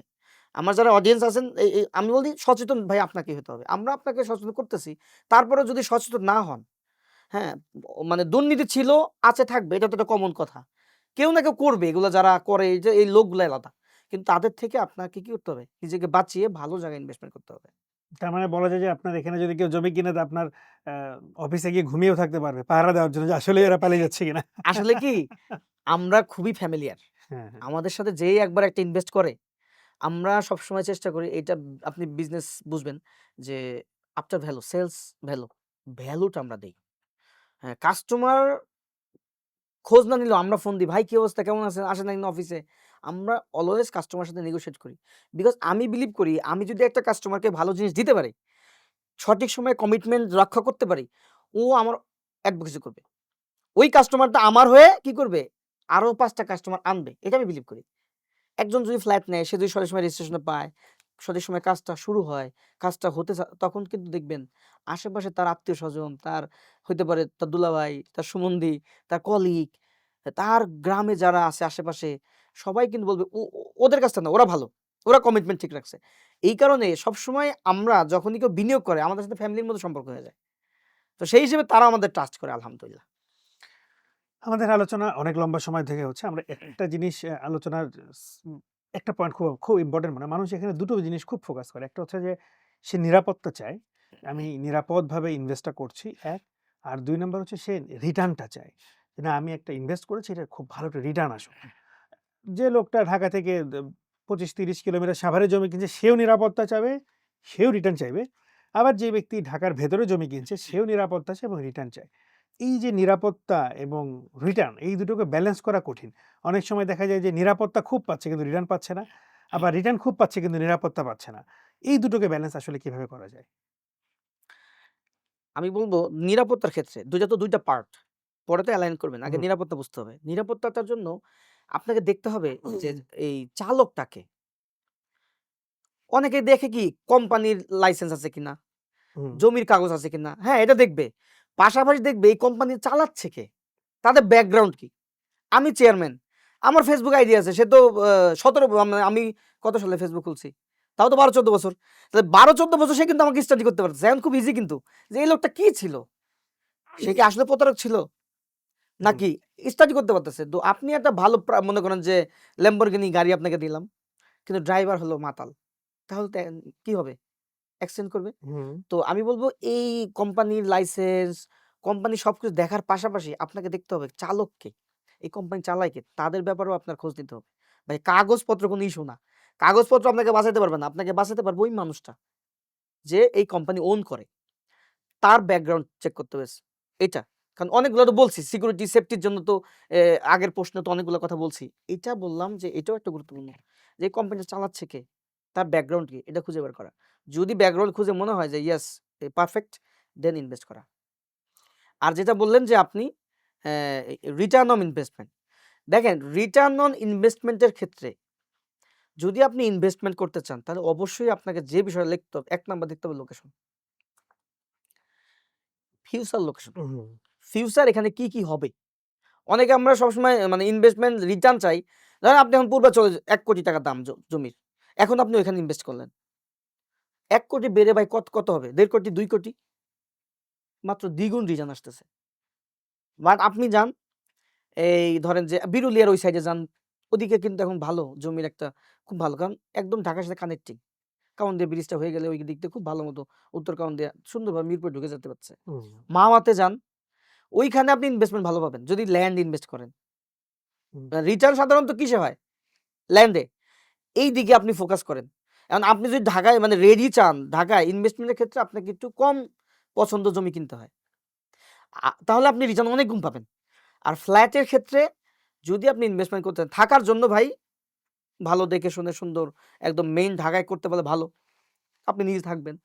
আর ইনভেস্টমেন্টের ক্ষেত্রে একটু দূরে যাওয়া, সাভারে যাওয়া, ওই আপনার বসিলার ওদিকে যাওয়া। একটু দূরে গেলে কি হয়? জমি তুলনামূলক কম দাম। কনস্ট্রাকশনটাও এই ল্যান্ড ভিত্তিতে অনেক প্রায় 40% কমে করা যায়। ওই দিকে যদি তারা ফোকাস দেয়, তাহলে তাদের রিটার্ন অন ইনভেস্টমেন্টটা অনেক বেশি আসবে। তাহলে এক হলো এই কোম্পানির চালককে তাকে দেখা, হুম, হুম। কোম্পানি ওনার, এই কোম্পানি ব্যাকগ্রাউন্ডটা খোঁজা, আর ঢাকার নিকটবর্তী জায়গাগুলো তাকে ইনভেস্ট করা। তাহলে রিটার্ন অনেক বেশি পাবে। আপনার যেই সময়ের কাজ করছেন আপনি বা যতটুকু সময় বললেন ৭ বছর, ওদিকে ৩ বছর, ৪ বছর মিলে ৭ বছর।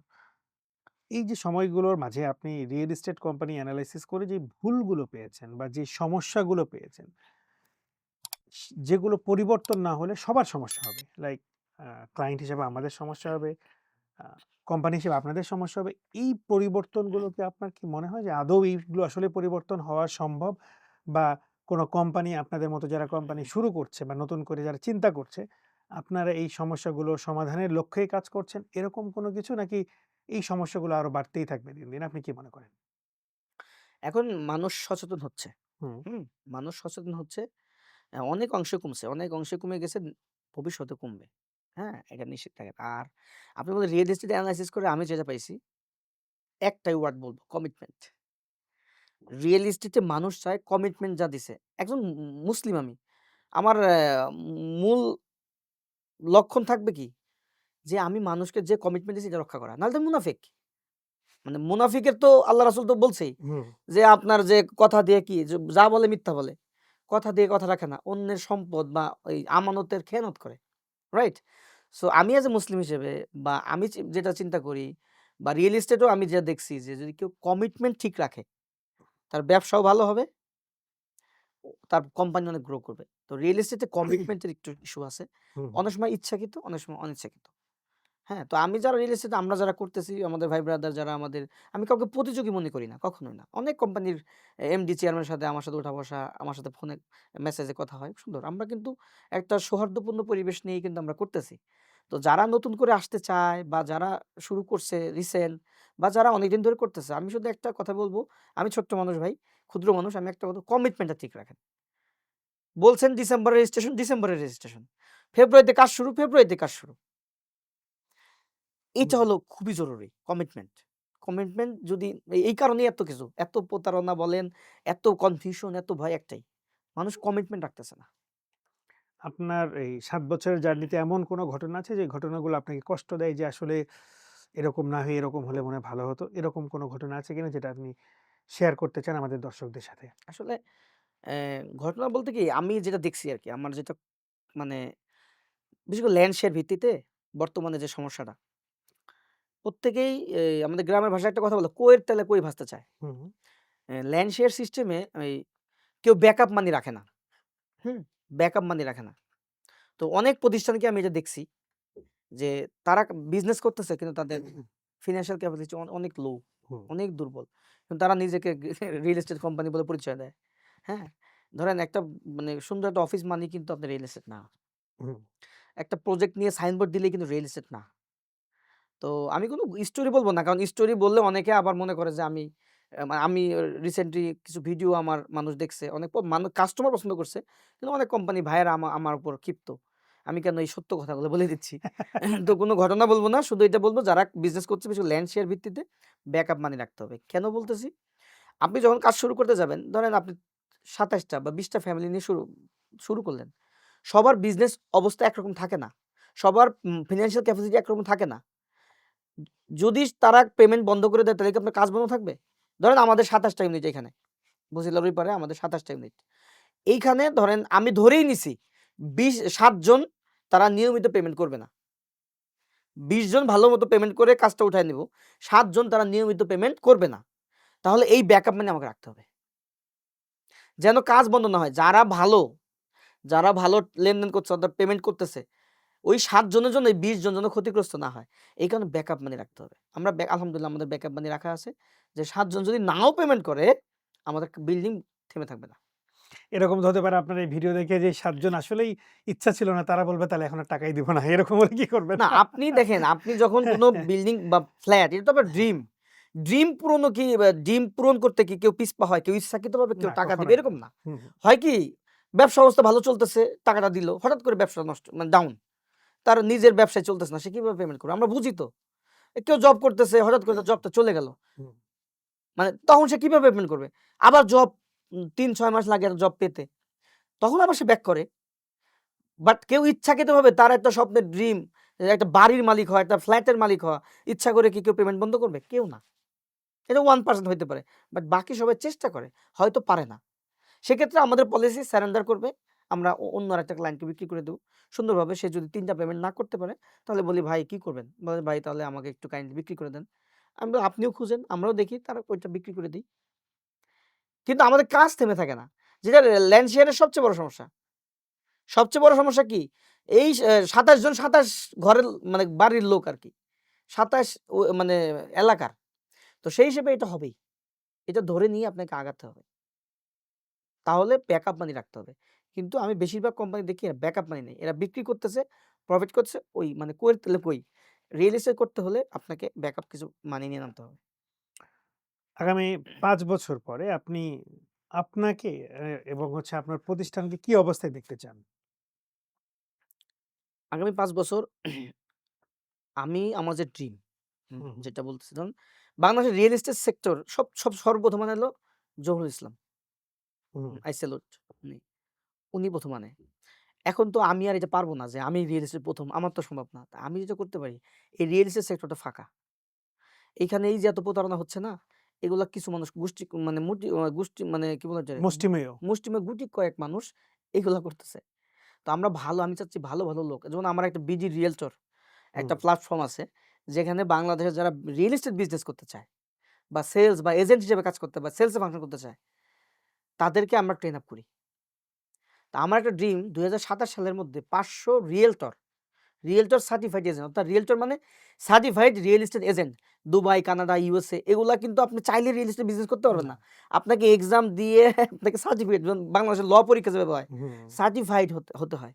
তো আমিও এটা চাচ্ছি যে আমার মাধ্যমে আমরা একটা গ্রিড একাডেমি করতেছি। এই জুন থেকে ইনশাআল্লাহ চালু করব।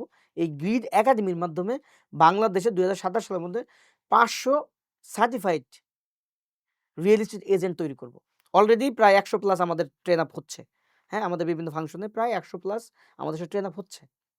তো এইটা আমরা সার্টিফাইড এজেন্ট বের করব এবং এইখান থেকেই যারা ক্যাপাবল, এনার্জেটিক যারা মানে উদ্দীপনা আছে, যাদের কাজ করার এনার্জি আছে তাদেরকে দিয়ে আমরা ৫০ টা ৫০ জনকে কোম্পানি মালিক বানায় দিব। এটা আমার ড্রিম। যেন আমি মারা গেলেও ওই লোকটা বলে যে হ্যাঁ, শামীম ভাই নামে একটা লোক ছিল, শামীম স্যার নামে একটা ভদ্রলোক ছিল, যিনি আমাকে শিখাইছেন বিধায় আমি আজকে রিয়েল এস্টেট এস্টাবলিশড। তো আমি জহুরুল ইসলাম হইতে পারব না। কিন্তু আমি এইটা মানুষ যেন বলে, প্রত্যেকটা রিয়েল এস্টেট কোম্পানি যেন আমি মারা গেলেও বলে, লিগেসি, দাগ রেখে যাব। যে হ্যাঁ, শামীম নামে এক লোক ছিল। সে রিয়েল এস্টেট সেক্টরে এই সেলস এর ঝামেলাটা দূর করছে। সেলস নিয়ে কোনো টেনশন নেই। ভালো, ভালো মানুষকে দিয়ে এই সেক্টরটা ডেভেলপ করছে। এটা হলো আমার ড্রিম।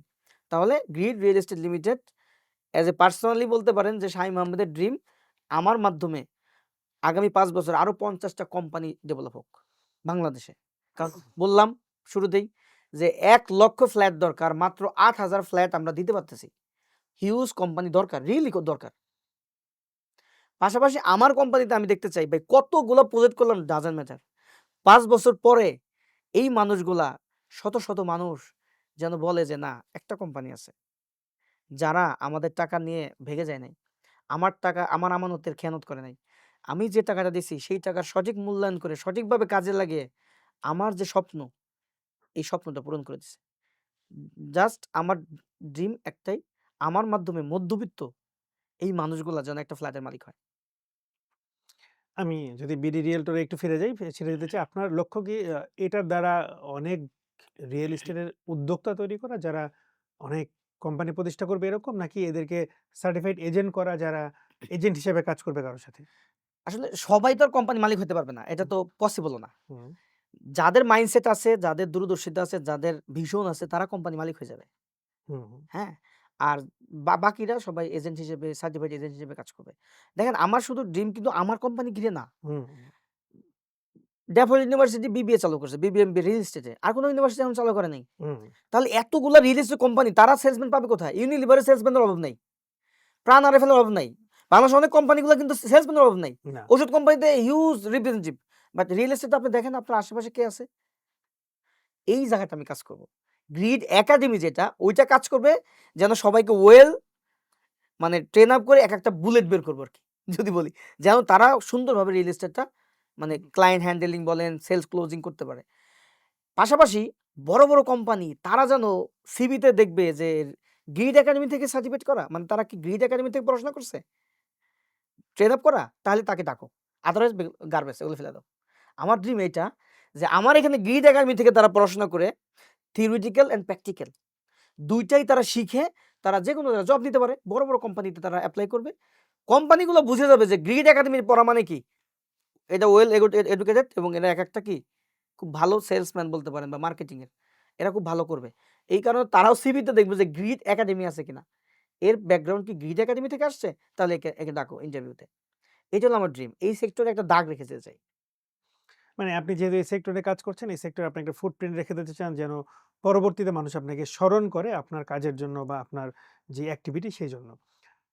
অনেকে তো অনেক রকম উদ্যোক্তা তৈরি করছে বা অনেক উদ্যোক্তা নিয়ে প্ল্যানিং করেছে, অনেক কিছু করছে। কিন্তু আপনার কেন এটা মনে হলো যে কিছু লোককে তৈরি করা দরকার যারা রিয়েল এস্টেটে কাজ করবে? বাংলাদেশে তো প্রচুর লোক কাজ করছে রিয়েল এস্টেটে অনেকদিন থেকে। আপনি জহুরুল ইসলামের কথা বললেন, তারা সেই 1980s এ শুরু করেছে অলমোস্ট আ সেই হিসাব করলে প্রায় ৪০-৪৫ বছর আগে তাদের যাত্রা শুরু হয়েছে। অনেক লোক কাজ করেছে। অনেক মানুষ তৈরি হয়েছে এই ফিল্ডে কাজ করছে। কিন্তু তারপরেও কেন মনে হলো কিছু স্পেসিফাইড মানুষ তৈরি করা প্রয়োজন? আসলে ১ম অবস্থায় ১ নাম্বার সলিউশন হলো আপনি যখন দক্ষ মানুষ তৈরি করবেন, সৎ মানুষ তৈরি করবেন, তারা প্রতারণা করবে না। হুম, প্রতারণা করছে কে? ওই ফিল্ড লেভেলে যারা কাজ করতেছে তারা। বড় একটা অংশ কিন্তু তারা। কিছু কোম্পানিও আছে। ১ নাম্বার হলো আমি কিছু দক্ষ এবং সৎ লোক তৈরি করতে চাই। পাশাপাশি আমার কাছে আমি যখন কাজ করতে গেলাম, আমার কোম্পানি করতে গেলাম, আমিও অনেক কোম্পানির কিছু মানুষকে হায়ার করলাম। দেখলাম যে এরা ওই মানের দক্ষ না। আর বর্তমানে ট্রেন্ড কি আমি বলি? এটা বললে ওরা অনেকেই বলবে। ৩ মাসেই কোম্পানিতে আছে, সেল করতে পারতেছে না, আবার আরেক কোম্পানি ৩ মাসে। এইভাবে করে তার এক্সপেরিয়েন্স ২ বছর কিন্তু ৫ টা কোম্পানি পাল্টাইছে। হুম, যারা সেলসে আছে। আপনি দেখবেন সবারই আপনি যদি ভিজিটিং কার্ড বা তার কোনো ভাইবা নেন, বলবে আমি অমুক কোম্পানি ছিলাম ৩ মাস, ওই কোম্পানির ৬ মাস, ওই কোম্পানির ২ মাস এইরকম। মানে সেও পারফর্মটা করতে পারতেছে না। কারণ কি রিয়েল এস্টেট সেক্টর তো আমাদের অন্যান্য সেক্টরের মতো পরিচিত না। আর ক্লায়েন্ট গুলো হাই ভ্যালু ক্লায়েন্ট। হুম, হাই ভ্যালু অনেকটা মানে তাদেরকে আপনার পারসুয়েশন দেয়া, কনভিন্স করা, তাদের কাছে সেল করা একটু ডিফিকাল্ট। এই কারণে আমার মনে হইছে যে এখানে ট্রেন আপ সার্টিফাইড লোক থাকলে এটা ভালো। আমি নিজেও তো এখন ভালো পাচ্ছি না। আমার সেলস এ কাজ করাবো, ওই লেভেলে কিন্তু ভালো পাচ্ছি না। আমি যখনই ডাকি দেখা যাচ্ছে ওই লেভেলে তাদের ধৈর্য নাই, এনার্জি নাই। এই কারণে আমার মনে হলো যে না আসলেই তো সব সেক্টরে তো লোক আছে। সব সেক্টর সেলস এ ভালো বাঘা খেলোয়াড় আছে। রিয়েল এস্টেটে কিন্তু ওইভাবে দেখা যাচ্ছে না। এই কারণে আমার মনে হলো যে সার্টিফাইড একদম সার্টিফাইড আমার এখান থেকে সার্টিফাইড এজেন্ট আমি বের করব। যারা ফাংশন করবে, যারা সেলস করবে এই সেক্টরটা একটা মানে সেলস হইলেই সব কোম্পানি দেখবেন বুঝাই দিবে। সেলস হলে সবাই দেখবেন ডেভেলপ করবে। মূল ফোকাস হলো সেলস। যার সেলস হয় সেই কোম্পানি কেন বুঝাই দিবে না? কেন দেরি করবে? সে তো সেলস হলে আরেকটা প্রজেক্ট নিবে। সেল হয় না দেখে লেনদি করে। তো এইরকম যদি কিছু পিপলকে আমি বাজারে ছেড়ে দেই তাহলে দেখবেন এই সেক্টরটা চাঙ্গা হয়ে যাবে। তাহলে যেটা বুঝতে পারলাম আমরা যে আপনারা আসলে চেষ্টা করছেন কিছু দক্ষ মানুষ তৈরি করার জন্য যারা এই রিয়েল এস্টেট সেক্টরে একটা ভালো ইমপ্যাক্ট তৈরি করতে পারবে বা ইমপ্যাক্ট তৈরি করতে চায় বা এরকম ধরনের মানুষ। দর্শক, আপনারা যারা শুনছেন আমাদের এই আজকের পডকাস্ট সাম্প্রতিকের সিজন 2 এর রিয়েল এস্টেট নিয়ে আলোচনা শুনছেন, তারা অবশ্যই গ্রিড রিয়েল এস্টেট লিমিটেডে যোগাযোগ করতে পারেন যদি আপনি নিজেকে দক্ষ এবং যোগ্য হিসেবে গড়ে তুলতে চান এবং একজন ভালো সেলসম্যান রিয়েল এস্টেট হিসেবে তৈরি করতে চান। আমরা এই পর্যায়ে দর্শক একটা খুব ইম্পর্টেন্ট গুরুত্বপূর্ণ প্রশ্ন নিয়ে আলোচনা করতে চাই। যে প্রশ্নটা আমাদের অনেকের মাঝে আছে, যারা আপনারা প্রবাসী ভাই, আপনারা যারা দেশের বাইরে থেকে দেখছেন, আপনাদের অনেক রকম প্রশ্ন থাকে এই বিষয়টা নিয়ে। আমরা দেশের বাইরে থেকে যারা ইনভেস্ট করব বা করতে চাই বা করছি, আমাদের নিরাপত্তাটা কোথায়? আমরা কিভাবে করতে পারি? আসলে আমাদের সুযোগ আছে কিনা? অনেক ভাই আসলে যারা আমাদের প্রবাসী আছেন, আমরা যারা রেমিটেন্স যোদ্ধা বলি বা যেটাই বলি না কেন, অনেক কষ্ট করে অনেক টাকা ইনকাম করছেন বা যত টাকা ইনকাম করছেন কোনো জায়গায় ইনভেস্ট করছেন। আপনাদের অনেকের ইচ্ছা যে একটা ঠিকানা হোক, স্থায়ী ঠিকানা। তো গ্রিড রিয়েল এস্টেট লিমিটেড আসলে আপনাদেরকে কি অফার করছে, কিভাবে অফার করছে, চলুন বিস্তারিত জেনে নেই। তার কাছ থেকে, শামীম আহমেদের কাছ থেকে। ভাই বলেন। আচ্ছা, প্রবাসীরা কিন্তু আলহামদুলিল্লাহ তারা কিন্তু অনেক টাকা কামায়। ভালো, ভালো কান্ট্রিতে আমি আমার নিজেরও যাওয়ার সুযোগ হয়েছে। আমি মালয়েশিয়া, সিঙ্গাপুর। সিঙ্গাপুরে গিয়ে অনেকের সাথে কথা বলেছি। তারাও বলছে, "ভাই টাকা কিন্তু আমাদের কাছে আছে।" কারণ টাকাটা আমার ইনভেস্ট করব এটা আমরা ভয় পাই। কারণ এই আমাদের প্রবাসী নিয়ে অনেকে ছিনিমিনি খেলে। অনেক প্রতারণা। প্রবাসীরা অনেক ইমোশনাল থাকে। তারা দেশ সম্পর্কে অত নিউজ জানে না, কি অবস্থা কি। বিশ্বাস করে টাকাটা দেয়। কিন্তু ভাই আমাদের অনেক প্রতারণা শিকার হই আমরা। এই কারণে আমরা টাকা ব্যাংকে রাখি। যদিও আমাদের মনও চায় না এতগুলো টাকা ব্যাংকে রাখবো। আমরা ইনভেস্ট করতে চাই কিন্তু তারা কি সঠিক গাইডলাইন এবং ট্রাস্টেড লোক পায় না। তো হুম, আলহামদুলিল্লাহ সিঙ্গাপুরে আমিও যাওয়ার ফলে কিছু ওখান থেকেও সেল হইছে। আমাদের সাউথ কোরিয়াতে বড় একটা কমিউনিটি তারা আমাদের এখানে বড় একটা ইনভেস্ট করছে আলহামদুলিল্লাহ। সাউথ কোরিয়াতে তারা থাকে। তারা হিউজ একটা ইনভেস্ট কিন্তু আমাদের এখানে করেছে। প্রায় মানে কোটি টাকার উপরে ইনভেস্ট আমাদের সাথে তারা করেছে ট্রাস্টের জায়গা থেকে। তো যারা প্রবাসে থাকেন আপনারা তো আপনাদের সামনে অনেক বাংলাদেশে অনেক ভিডিও যায়, অনেক প্রচারণা সবাই করে। তো আমরা যেভাবে ডিলটা করি, আমরা ডিলটা করি ধরেন একজন প্রবাসী নক দিল, নক দেওয়ার পর আমরা তার সাথে জুমে একটা সেশন করি। আমাদের সে যখন আমাদেরকে নক দিবে তখন আমরা জুমে তার সাথে একটা সেশন করি। সেশন ০.৫ ঘন্টা ১ ঘন্টা তার সাথে আমি কথা বলি। পার্সোনালি আমি প্রবাসীটা আমি ডিল করি। আমি। কারণ এখানে হুম, বড় একটা রিস্ক কিন্তু থেকে যায়। কার সাথে ডিল করতেছে? এটা একটা ফ্যাক্ট। তারা আমাকে চিনে, তারা আমার এই কার্যক্রম দেখে। আমার এই মানে সোশ্যাল মিডিয়ার কল্যাণে। তো তারাও চায় আমার সাথে বসতে। তো আমি কিন্তু পার্সোনালি যত ব্যস্ত থাকি, প্রবাসীর সাথে আমি সময় দেই। আমি তার সাথে বসে আসলে তার বর্তমান সিচুয়েশন কি? সে কি পরিমাণ মানে বিনিয়োগ করতে পারবে? কি ল্যান্ড চাচ্ছে না ফ্ল্যাট চাচ্ছে? কোথায় চাচ্ছে? এগুলো আমি জানার চেষ্টা করি। আমাদের কোম্পানির ভালো, ভালো দিকগুলো তুলে ধরি, ট্রাস্টেড দিকগুলো তুলে ধরি। এরপরে তাদের একজন প্রতিনিধি বাংলাদেশে আছে। অবশ্যই আছে। সে যেহেতু প্রবাসী বাঙালি। তাদের একজন প্রতিনিধি আমাদের কাছে পাঠায়। আমাদের প্রজেক্টটা ভিজিট করে। তার মাধ্যমেই কিন্তু সমস্ত লেনদেনগুলো হয়। সো সে যখনই ইনভেস্ট করার চিন্তা করতেছে সরাসরি অনেকে আমাদের সাথেও আমাদের কাছেও পাঠায় ব্যাংকের মাধ্যমে। এটাও পসিবল। আবার চাইলে তার প্রতিনিধি বাংলাদেশে আছে। তার ভাই, তার প্রতিনিধি বাংলাদেশে আছে। তার ভাই, তার আত্মীয়স্বজন থাকে। তারা প্রজেক্টটা ভিজিট করে। আমাদের সাথে কথা বলে। দেন কি করি? আমরা সরাসরি আমাদের ব্যাংক অ্যাকাউন্ট দিয়ে দেই। প্রবাসীরা আমাদের অ্যাকাউন্টে পাঠায়। প্রবাসীদের জন্য একটা কথা বলি ভাই, আপনি যে প্রতিনিধি পাঠাচ্ছেন, এরকম ঘটনা ঘটছে, ওই প্রতিনিধির কাছে টাকা দিছে, সে আবার টাকা দিচ্ছে না। কি একটা বিপদ! তো আমি বলব প্রতিনিধিকে আপনি পাঠাবেন, সে যদি বলে যে হ্যাঁ, এরা ভালো, তাহলে ওই প্রতিনিধি মানে আপনার আত্মীয়ের কাছে টাকাটা না দিয়ে আমাদের কোম্পানি অ্যাকাউন্টে টাকা দিবেন। তাহলে আপনারটা সেফ থাকবে। তো যারা প্রবাসী থাকেন, বিনিয়োগ করতে চান, শুধু আমরা না, বাংলাদেশে অনেকেই কাজ করছে, আলহামদুলিল্লাহ ভালো কাজ করতেছে। আপনারা দেখে শুনে বুঝে আপনি অন্ধবিশ্বাস করে না, আপনি নিশ্চিন্ত মনে যত রকম যাচাই বা ভেরিফাই করা দরকার আমাদের মাধ্যমে আপনার করে, আপনার ইনভেস্টমেন্টটা ওইখানে ব্যাংকে থাকা মানে কি টাকাটা কিন্তু কমতেছে। আর এইখানে ইনভেস্ট করলে আপনি ৫ বছর পর যখন আসবেন, ৳১০,০০,০০০ ইনভেস্ট করছেন, ৫ বছর পর হয়ে যাবে ৫০,০০,০০০। অনেকে প্রবাসে থাকে, দেশে আসার পর কি করবে বুঝে পায় না। ধরেন হুম, বুঝে পায় না। অনেকে রড সিমেন্টের দোকান দেয়, প্লাস্টিকের দোকান দেয়। ও তো এক্সপেরিয়েন্স নেই। ৬ মাসের মধ্যে বাকি-বুকি দিয়ে টাকা শেষ। অনেকে আবার বিল্ডিং করে, আরেকটা রং ইনভেস্টমেন্ট। অনেকে বাড়িতে বিল্ডিং করে ৫০,০০,০০০ টাকা নাই। দেশে এসে তার সম্মানটা পায় না। কি করবে? তো আমি বলব যে ভাই, আমাদের এখানে ২ টা অপশন আছে। আপনি ইনভেস্টমেন্ট করতে পারেন। আবার আমরা কিন্তু অনলাইনে যেহেতু পড়াই, মানে ক্লাস করাই, এই রিয়েল এস্টেট শেখাই। আপনি অনলাইনেও আমাদের সাথে বিজনেসও শিখতে পারবেন। তার মানে ২ টা জিনিস হলো, আপনি আমাদের সাথে ইনভেস্টটা করলেন, করে আপনি এখানে একটা ভালো অ্যামাউন্ট আফটার 5 ইয়ার পর ল্যান্ডের তো ভ্যালু বাড়ে, ফ্ল্যাটের ভ্যালু বাড়ে। আপনি এটাও এনজয় করলেন। আবার ওইখানে থাকাকালীন আপনি বিজনেসটা শিখলেন। দেশে এসে যেহেতু শিখছেন, নলেজ তো আছে। দেশে এসে একটু বুঝে শুনে আপনি একটা রিয়েল এস্টেট বিজনেস শুরু করে দিতে পারেন। আমাদের সাথেও করতে পারেন, আপনি নিজেও করতে পারেন। তো এইটাই মনে হয় বাংলাদেশে আমরাই ১ম কোম্পানি যারা প্রবাসীদেরকে বিজনেস করার সুযোগ দিচ্ছি, আবার ইনভেস্ট করার সুযোগ দিচ্ছি। এটা আ আ বাংলাদেশে আমরাই ১ম আমি বলতে পারি। এ পর্যন্ত আমি কাউকে শুনি নাই। আমার ভুল হতে পারে। কিন্তু বাংলাদেশে আমরাই। যারা তাদেরকে বিজনেসও শিখাচ্ছি এবং অনেকে, প্রবাসী অনেকে আমাদের কাছে বিজনেস শিখে। ঠিক আছে? তো আরেকটা বিষয় আমি আপনার মাধ্যমে জানাতে চাই, যারা বিজনেস করতে চায়। আপনি বললেন আপনার সাম্প্রতিকের মাধ্যমে সবাইকে জানালেন যে, যারা এন্টারপ্রেনার হতে চায়, যারা রিয়েল এস্টেট সার্টিফাইড এজেন্ট হতে চায়, তাদের জন্য কিন্তু আমার একটা ফ্রি সেশন আছে। প্রতি মঙ্গলবার সন্ধ্যা ৭:৩০ টায়। হুম। প্রতি মঙ্গলবার সন্ধ্যা ৭:৩০ টায় সে যদি আমাদেরকে নক দেয়, আমরা লিঙ্কটা দিয়ে দেব, সে দেখবে ক্লাসটা করে। আমাদের ট্রেনিং সেশন থাকে প্রতি মঙ্গলবার। একেক মঙ্গলবারে একেক সেশন হয়। সো সে কিন্তু ফ্রিও শিখতে পারবে। তাকে ইনভেস্ট মানে ফ্রিও শিখতে পারবে। এরপরে যদি শিখে মনে হয় যে না এরা ট্রাস্টেড, তখন সে ইনভেস্ট করলো।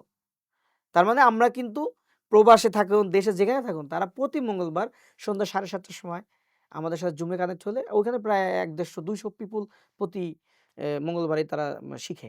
তো তারাও শিখতে পারবে। অন্ন, বস্ত্র, বাসস্থান, শিক্ষা এবং চিকিৎসা। এই ৫ টা মানুষের মৌলিক চাহিদা, মৌলিক অধিকার। আমরা যেটা ছোটবেলা থেকেই পড়ে এসেছি। তার মধ্যে আমরা বাসস্থান নিয়ে কথা বলছিলাম, যেটা আমাদের মৌলিক চাহিদার মাঝে পড়ে। দর্শক, আসলে কি বাসস্থান এখন আসলে আমাদের মৌলিক চাহিদা না, তার থেকেও বেশি কিছু হয়ে গেছে বলে আপনারা মনে করেন? আমাদেরকে জানাবেন। আমরা আমাদের আলোচনা আজকে শেষ পর্যায়ে চলে এসেছি। আমরা আলোচনাটা শেষ করে দেব। আমরা পডকাস্টে আজকে আলোচনা করেছি রিয়েল এস্টেট নিয়ে, রিয়েল এস্টেটের ল্যান্ড শেয়ারিং মডেল নিয়ে এবং গ্রিড রিয়েল এস্টেট লিমিটেডের মালিক শামীম আহমেদের সাথে বিস্তারিত কথা বলেছি বিভিন্ন বিষয় নিয়ে, যেই বিষয়গুলোকে তিনি অনেক ইনফরমেশন আমাদেরকে দিয়েছেন। আসলে কি করা উচিত, কিভাবে করা উচিত, কেন করা উচিত, এই কথাগুলোকে বলেছেন এবং তারা কি করছেন, কিভাবে করছেন এবং আপনাদের জন্য তারা কি অফার করছেন, এই বিষয়গুলো বিস্তারিত আলোচনা করেছেন। আমরা আসলেই প্রতারিত হতে চাই না বা আমরা নিজেরাও কাউকে প্রতারিত করতে চাই না। যে কথা তিনি বলেছেন, তারা নিজেরাও কাউকে প্রতারিত করতে চান না এবং আমরা আসলে আমাদের এত কষ্ট করে যেই টাকাগুলো ইনকাম করি আমরা সবাই, এগুলো একটা জায়গায় ইনভেস্ট করি বা জমি কিনছি বা ফ্ল্যাট কিনছি, সেখান থেকেও আমরা প্রতারিত হতে চাই না। আমরা চাই আমাদের এই কষ্টের টাকাগুলো ভালো জায়গায় গিয়ে আমাদের সবকিছুই, আমাদের ইনভেস্টমেন্টটা ভালো হোক, একটা গুড ইনভেস্টমেন্ট হোক, অবশ্যই ব্যাড ইনভেস্টমেন্ট না হোক। আজকের এই পডকাস্টের আপনারা যদি এখান থেকে কোনো ইনসাইট পেয়ে থাকেন বা কোনো ভালো লাগা কিছু থেকে পেয়ে থাকেন, সেগুলো অবশ্যই আমাদের কমেন্টস বক্সে জানাবেন কি, কি পেয়েছেন এবং কি, কি পাননি। এবং কেউ যদি কোনো কারণে আগ্রহী হয়ে থাকেন ল্যান্ড শেয়ার কেনার জন্য বা কোনো কিছু নিয়ে, অবশ্যই আপনারা গ্রিড রিয়েল এস্টেটের সাথে যোগাযোগ করবেন। আমাদের সাথেও চাইলে যোগাযোগ করতে পারেন, আমরা তাদের সাথে যোগাযোগ করিয়ে দিব। এবং দর্শক, ছোট্ট করে আরেকটা কথা বলে দিতে চাই, আমরা কিন্তু শুধু যোগাযোগ করিয়ে দিতে পারি। যত রকম নিরাপদ যা বিষয় আছে, আপনারা অবশ্যই কোম্পানির সাথে কথা বলে সেই সমস্ত কিছু আপনারা নিজেদের মাঝে আলোচনা করে সেটেল করে নিবেন। কারণ আমরা কোনো কিছুর সাথে দায়বদ্ধতার সাথে নেই। বাট আমরা যেহেতু আমাদের চ্যানেলে এসে কথা বলছি, আমরা অবশ্যই তাদেরকে অ্যাপ্রিশিয়েট করি, তাদেরকে ভালো মনে করি। এইজন্য আমাদের কাছে নিয়ে এসেছে বা আমরা তাদের সাথে আলোচনা করেছি এবং আপনাদেরকে উপকৃত করার চেষ্টা করেছি এবং উপকার পৌঁছানোর চেষ্টা করেছি। দর্শক, পরবর্তী পর্বে আবার আপনাদের সাথে দেখা হবে। কোনো একটা বিষয় নিয়ে আবার আলোচনা হবে। ততদিন পর্যন্ত ভালো থাকবেন এবং আপনাদের যে বাসস্থান, যেটা নিয়ে চিন্তা করছেন, আশা করি আজকের এই পর্বের পরে আপনাদের সিদ্ধান্ত নেওয়াটা সহজ হবে। আপনি আসলে জমির শেয়ার কিভাবে কিনবেন এবং কবে কিনবেন। সুস্থ থাকবেন। শীত চলে এসেছে। শীতে সবাই নিজেদের যত্ন নিবেন। আমি আলামিন আলম বিদায় নিচ্ছি আপনাদের কাছ থেকে। আরেকবারের মতো আসসালামু আলাইকুম ওয়া রাহমাতুল্লাহি ওয়া বারাকাতুহু।